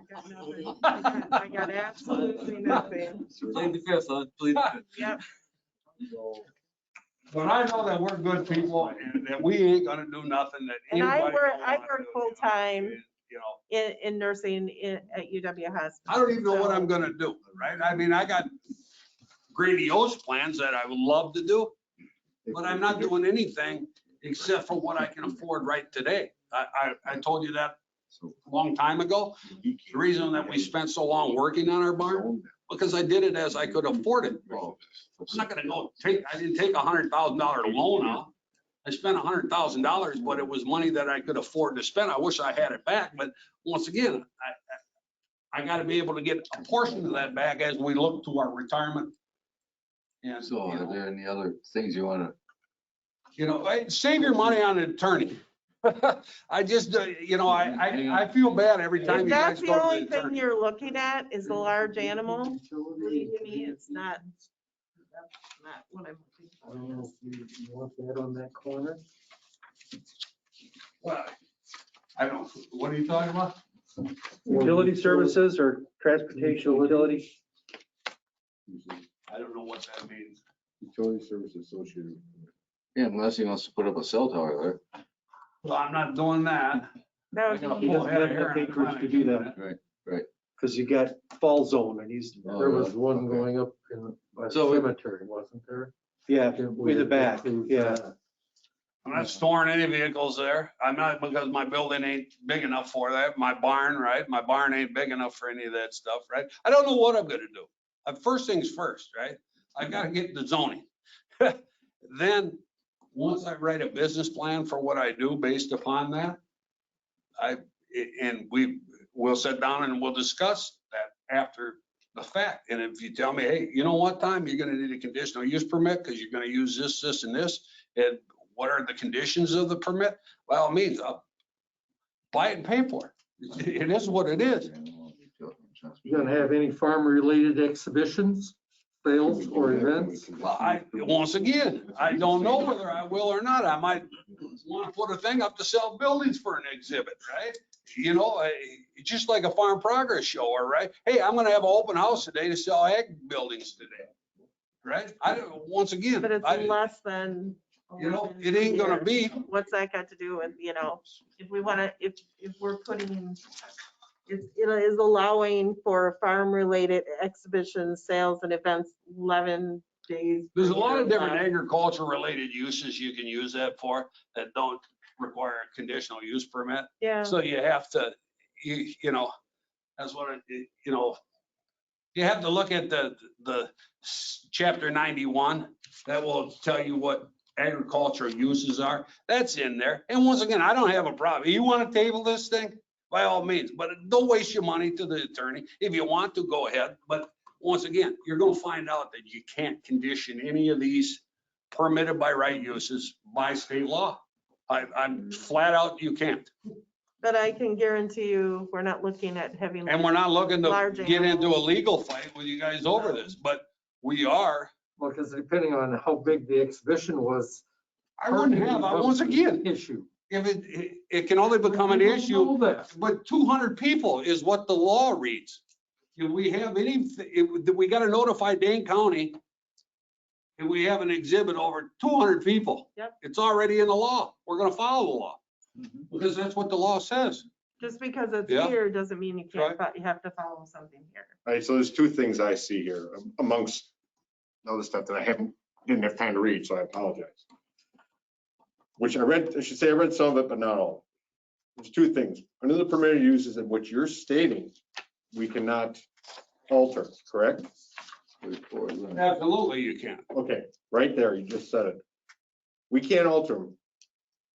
If we give you the FPB, okay, there are some conditions in there that if you were to sell your property, they go on to the next person who then might utilize it. All right, that's one. The other one is we give FPB to you, we may have to give it to somebody else that would utilize those items that we wouldn't want. Okay, I think that's kind of what's going on, in my opinion. I really appreciate you just, we talk, so I really do. This might be open to a negotiation if you're saying, we want this stuff. We don't care about the other stuff, but we want this stuff.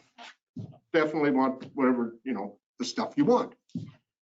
It's possible, maybe we could come to some negotiations. Got to be up with the rest of the board here. I have no idea. Well, I think that you first better understand whether you can or can't. So we don't both head down a rabbit hole, right? That if you can't by law, I can't negotiate with you and you can't negotiate with me, if that's what the law says. Very possible, but that's where we're at. That kind of is the Well, line. So let me ask you this, so there's, because I already know this answer, but I want to ask you to see if you know this answer. So you've never given FPB to anybody else, nobody else has FPB, that they can't sell their land and same thing happened? You answer that. I cannot answer that because if it was given, It was, then it was done in a time that I was not on the doesn't committee. matter, it's Well, out there. But your it doesn't point, matter. the point, that's my point. I mean, the county's ultimately, once again, the county is in charge of this program. Yep, they did. But I mean, FPB, take America's Best, right? Does that got a deed restriction that don't go with it? That the FPB that the board granted and the thing gave fire, even though that Ed's dead and gone and is for sale? Was there a deed restriction to rescind that back to something different? I don't think it I was. don't think Do so. they have FPV? I don't know. Yeah, they Yeah, got they do. FPB. His wife told us that they do. No, Let me look it up. Carol told me they did. Three different parts. Yeah, there's commercial and then there's A1. they took all that away and turned it all into FPB1 for the ordinance, right? I've got No address there, do you? I don't know. it's in that paperwork. You got the petition. I was just gonna look it up on Access Day. I I don't can't think of what the, You can do it if you just enter their address and scoot down the road. yeah. You think of the corporate name? I can't either. No, it's a corporate name. I don't think it is America's Best. No, it's not. It's, Anyway, let me just look at your address. And I'll go. I'm pretty sure it's not zone commercial. No, it's FPB. On their sign. It's 4311 Violet Hope Road. Yeah. On their for sale sign, it says it's. Commercial, I know that. Believe me, I thought the same thing when I seen it, but I followed this one. I've got the zoning petition. I know what took place. Yeah. It is FPB, they're right. So that's what I'm saying is that Yep. I never see, he smoothed right through this whole thing, and he was a multi-million-dollar operation, right? With retail sales that was allowed to operate for 15, 20 years in this town without the proper zoning. But He had zoning. He didn't have But he- enough zoning. he didn't have the right zoning that allowed him to, for all the stuff, as he grew his business, he didn't have it, and everybody just turned a blind eye to it. But no big deal. I liked Ed. Yeah. Ed we're ran good a friends with nice it. business. Good friends with You it. want the attorney opinion on this or just, Hmm? are you wanting the attorney opinion on all? I'd say just approve it and let the county deal with it. That's who you hired to do it. We didn't hire anybody. That's who statutorily takes care of it. We had to make a conscious effort to opt out. Right. You're Steve, either- it's like temporary. Yeah. I'm not ever mad at you. I'm not, this isn't a personal thing. You want the facts straight? I'm going to tell you the straight But you facts. got two choices, right, in a town. You either have your own zoning or don't. So it's like subcontracting it to somebody else through the law. Basically, it's an easy way to say it. You've subcontracted it out, which is probably a pretty good thing on a couple issues. I'm just gonna say one thing that I'm observing, okay? I think that the big difference, or the thing that maybe the board or the plan commission is concerned about is some of these uses, obviously, like large animal boarding, you can see that your piece is too small to fit a lot of those. And so I think that's their concern, is to eliminate the ones that are Problems down the road. probably not practical for that size parcel to begin with, just to make sure that, yeah, there are problems. I think that's the only difference that I'm hearing tonight is why that and maybe also the location for traffic and parking. Location for what? Traffic and parking. Yes. But Depending on the that, so exhibition those are the or only things that I'm sort of hearing that I just thought maybe needed to be thrown out there maybe as, entertainment. how do we open, you know? Yeah, I mean, once again, parking is not gonna be an issue because once again, I'm not gonna have anything that's gonna interfere with anything. Once again, I'm not that guy. We had a wedding there for our child back in 2014, right? We had parking, right? We had valet parking. I hired a parking people to take care of it, right? We went and picked people up at hotels. We supplied those things so we don't run into those problems because once again, we're respectable people. We don't need to be told every second of the day And even if what we need to do. Or that we have to worry about Well, too. once again, deal with those guys, right? But I want to just be treated equally like anybody else. You know, and if you want, to get the opinion from the attorney, that's fine. But my recommendation would be to approve it, and let the county deal with it. Because that's their And the thing is, That's their job, right? We'll see what their report says, right? Their report will say he might come up with these things, right? with a large, even though you zone it and it says that in the FPB with a large animal that you guys are kind of leaning towards, you still have to, within the amount of land you have, you hit it right on the head here.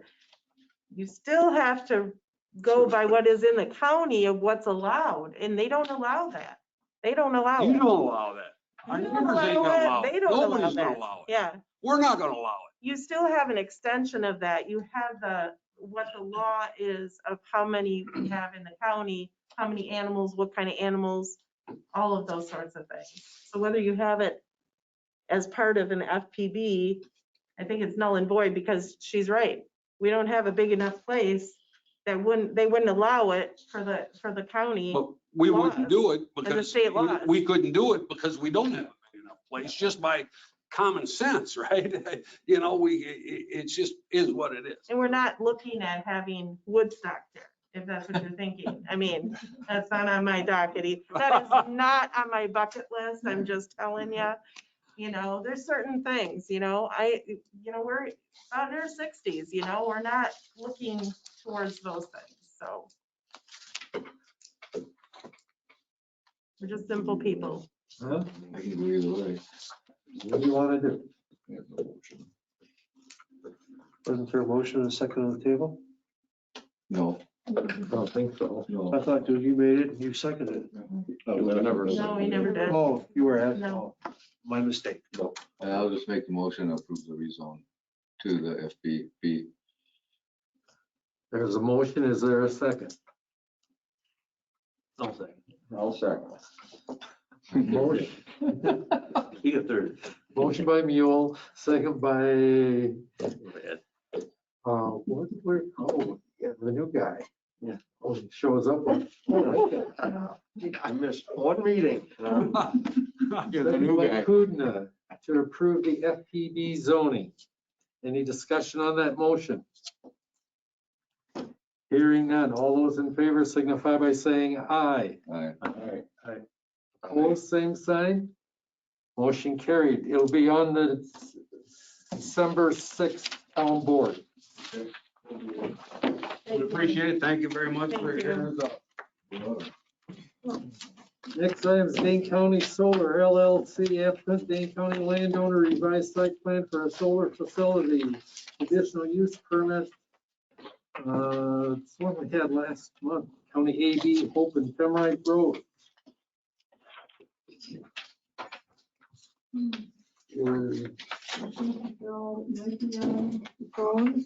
Caller 01. Hello? Hello, can you hear me? Yes. Oh, okay, great. Hey, this is Bill French with Sunvest Solar. And before you tonight, asking for your consideration to an adjustment to the footprint of the solar facility that was just approved. The reason is twofold. First of all, Our future landlord, Dane County, asked that we could relocate the panels that were east of the farmstead at the end of Ludd's Lane. This will be a long-term agreement with the county, and they just wanted the panels removed from that area and relocated so that they could use a future use for that property, undetermined at this time, but obviously they would come back to the process for whatever that is. So a big chunk of panels were relocated due to the request of the county. And then secondly, probably the biggest impact was that the supply chain interruptions have affected the availability of solar panels. Originally, we were going to procure secure panels from a Chinese manufacturer known as Trina. And those are going to be 550 watt panels. So they were 550 watt Trina panels from China. Due to supply chain interruptions, we have now found another source, and those are actually an American-made panel or American assembled panel by First Solar, but they are a lower wattage panel, so they're a 440 watt panel. So as you can imagine, a higher wattage panel can use a smaller footprint. If you go to a slightly smaller or lower wattage panel, our footprint grows. So what we've done is now we have downsized the nameplate capacity, or the amount of megawatts that the project's going to produce. So instead of a 20 megawatt project, it would actually be a 17.32 megawatts. And that turns out to be the bare minimum in order for us to meet our obligations to the county for their renewable energy credits. So that's now down to the smallest size we have, or can provide to them, excuse me. The net result is that the footprint grows from 108.7 acres to 113 acres. As you can see, we did supply a drawing showing where those modifications occur. And the good thing is that we are pushing the footprint to the east, or to the open space there, and then being a little more efficient on how we use the area north of Femri Drive to Hope. So that's really the changes to the footprint. It would not affect any neighbors, and in fact, there is a positive benefit at the northwest corner of the project site adjacent to the Lutheran Church, whereas before we were going to put our fence right on the fence line, and then the panels would be about 25 feet off of their property line. We're not going to set the fence in 25 feet. That would give us room for landscaping, as we discussed as our requirement previously. And then it'll push the panels themselves about 100 feet off of the property line. So it actually was a nice positive gain there. And speaking of fence, the only other thing we would ask to change is that instead of a chain link fence, a 7-foot chain link fence, we would use an 8-foot tall deer fence or ag fence. They call it a knot fence, K-N-O-T fence. This was asked by the county also, by the landlord, and then also we did receive a comment from one of the landowners adjacent to us, stating that they thought it would be more attractive to have that type of fence. So that's really our request, and really looking for a favorable recommendation from you so that we could move forward with a slightly different footprint for the project. Thank you. Questions? Bill, this is Dave. So you're not going to use those panels that pivot? It would still, no, sir, they would still be the single axis tracker. Yes. Okay, so, okay, no change on that. No, sir. No change there.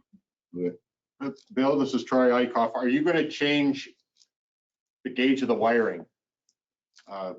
Being that they're a lower wattage panel, or are you still going to use the same wire gauge that you were before?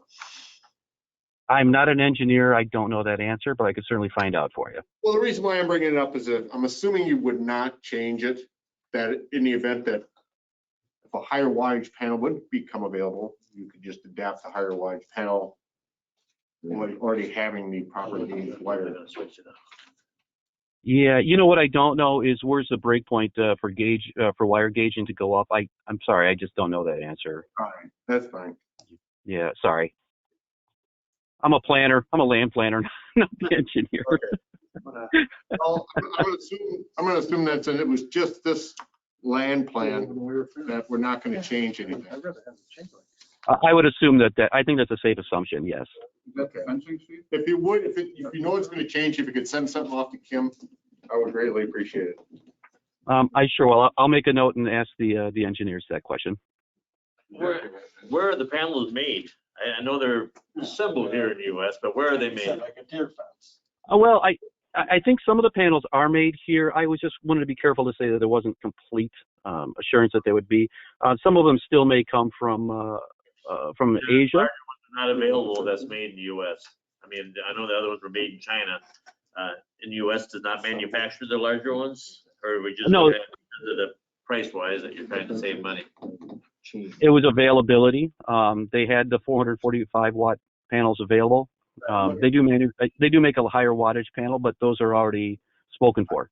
Look at that as a chain. Okay, so they're not available anywhere in the US. Not in time for us to utilize them on this project. Yeah. I like the fact that they're going American panels. But they're not American. Well, we don't know they're American panels. They're assembled in the US. Well, yeah, they're just You know, assembled. they're Yeah. assembled. That doesn't mean that they're American. Yeah. I'd like to know whether they're American made. Well, no, they're not. I mean, if they came from China, we're assembled, you know. We're not any different than what we were before, basically. These are the parts and they're assembled. So Bill, this is Chris. For the uninformed, what are the various wattages that these panels come in? That's a great question. When I started off in the business, no, not that terribly long ago, about 5-6 years ago, 300 watt panels were considered kind of the cutting edge. So what's happening is technology is getting better. They're becoming more efficient. So the wattages are going up. I have no idea how high they'll go, but I'll tell you 550s. I think I've seen a 575 or 575 once, but for the most part, 550 would have been a pretty high wattage panel. Okay, I guess my question ends up being then, why would we allow you to go to a lower wattage panel and use more land? And generate less electricity? It makes more sense to use a higher wattage plant, use less land, and get more electricity from it. Availability. Yeah, again, it's just availability. We wouldn't be 30 years. Yeah. I also, just because contractually we have to have this project delivered, producing power by the fourth quarter of next year. And Is the supply chain that broken? it's pretty messed up. Yes, sir. And what's the fallout if you don't make it by the end of the fourth quarter of next year? What's the ramifications for the county? Don't know specifically the ramifications, except we would be out of contract with them. I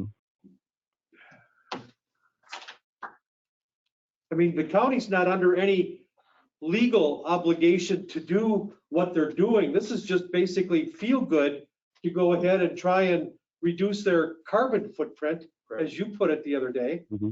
Yeah. I mean, it's not like the state or the federal government's mandating this sort of project. You know, that the county has chosen to become carbon neutral for whatever reason. And, but again, I'm kind of on board with Chris with the fact that bigger is, in this case, is not better. Well, and you're gonna live with it for 30 years. And in Yeah. 30-year time period, the county's draw on electricity isn't gonna go down. True, plus the fact our compensation is going to be reduced besides that. Again, I would appeal to you that yes, even though the footprint has changed and it's grown slightly, just a little over 4 acres. The impact, it doesn't impact anybody in the surrounding area. It's a little more efficient plan, and we do get some benefits again as we locate the panels at the northwest corner near the church.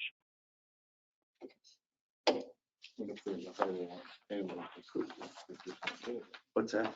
Any other questions? Any action? Right, they have a, It's not going outside the original footprint, I mean, the property parcel lines.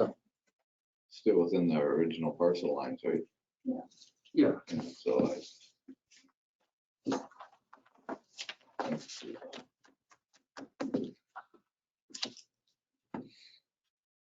you gotta deal with what you gotta deal.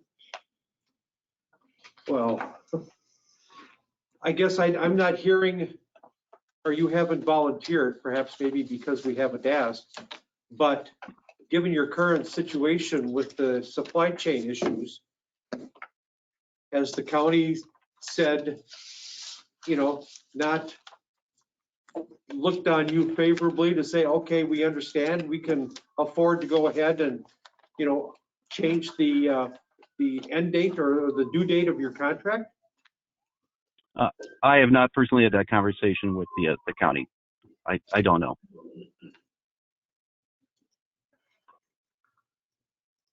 I guess I would like to hear the results of that. Yeah, if the county's gonna hold them to it.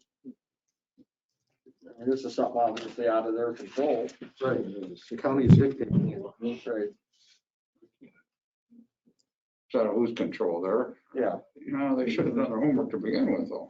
Yeah, There's availability. things are changing so fast. Yeah. Yeah. Or, A lot of that has changed dramatically over the last so many months. That it's all, they don't have dock workers, they don't have truck drivers. They may have all those panels sitting out there on ships, who knows? Run an airplane. Or an airplane someplace, but I don't think they're circling. They get a lot of ships sitting out there. They had a special on TV the other night. Well, what's your pleasure?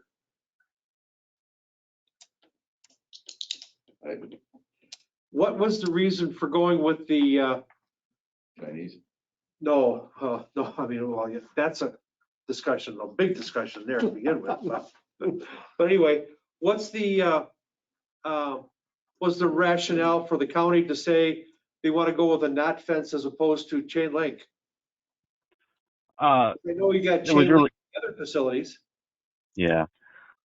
The other advantage to the knot fencing is it does allow for small critters to be able to move easily in and out, as opposed to the chain link where it's, a smaller rodents or animals and would have difficulty getting through. That was one of the reasons they asked us to go there also.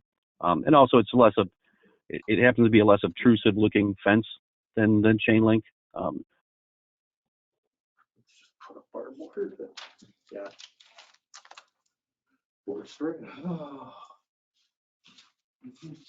This is a dollar this thing, fencing and the panels.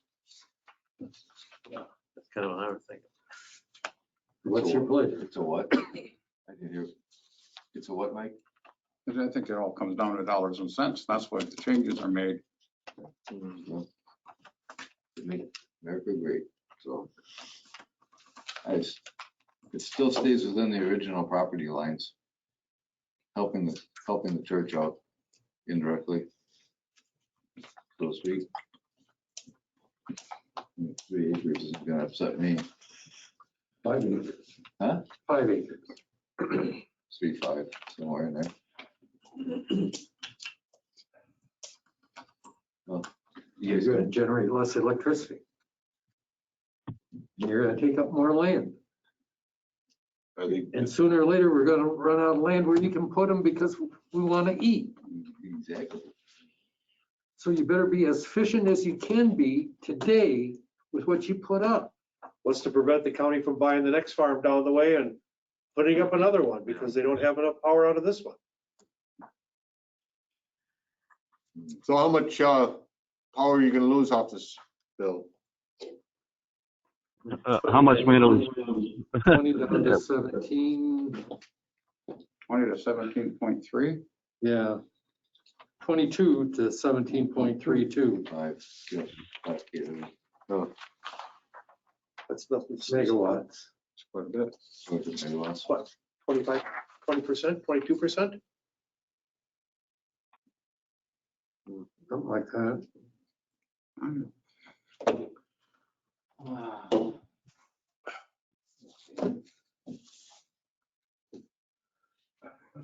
those are the only panels you can find. There's no other higher wattage ones. That can meet the time frame. That's my understanding, yes.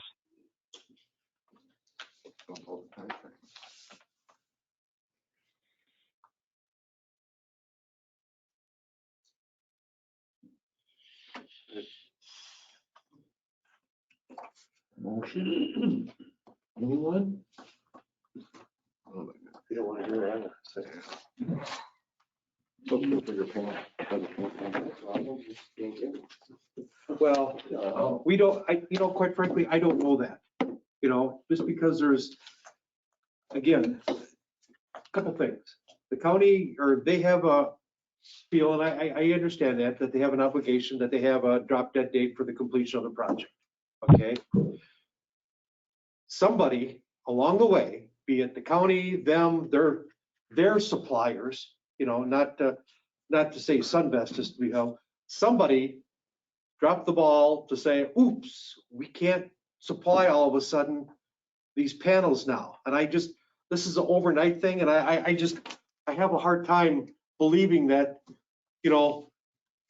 this just happened that fast, number one. Number two, I haven't heard anything coming from the county saying that we're gonna hold Sunvest's feet to the fire, that under all circumstances, they're gonna have to meet the date of that contract to have that thing up and running. Or that they'll modify it. Correct. And so we have the ability, and like Chris said, and I agree with you for a change, that, I mean, yes, I know they already own the land, but to put more panels with less production ability takes up space that they could have possibly added some more panels to at a later date to create without having to buy more land. But that land is filled up because with less efficient panels. And you're gonna live with it for 30 years. Exactly.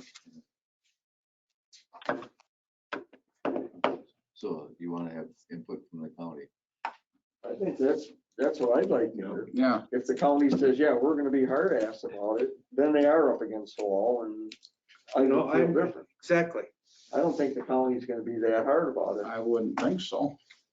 It's not in their benefit to. Correct. No. Well, here's the other thing, is that the county has consistently held to their standards when dealing with us in the past for a whole lot of things over the years. Why should we not hold fast to, number one, our beliefs and what we were told to expect from this at the same point in time? We're only doing our job. That's. So you're making a motion? Motion to table until Table to the 22nd, December 22nd meeting yes. with information or presence of the county. Correct. That. Motion by Andrews, second by Klinger to table this until December 22nd with input from the county or the present at our meeting. Discussion on the motion. So the input you're looking for from the county is just whether they're, If there's any flexibility in their drop dead date of the end of the fourth quarter of 22 that it has to be done with. Yeah. And what? If there is a drop, if there Yes. is. I guess I want to hear the rationale as to why, Yeah. as a county taxpayer. And concerns for why not using a more higher wattage panel. Yeah. Yeah. To leave themselves availability to fill in later dates if they need to. So, Right. okay. All those in favor of that motion signify by saying aye. aye. Opposed, same sign. Motion carries. Happy Thanksgiving, All right. everyone. Thank you.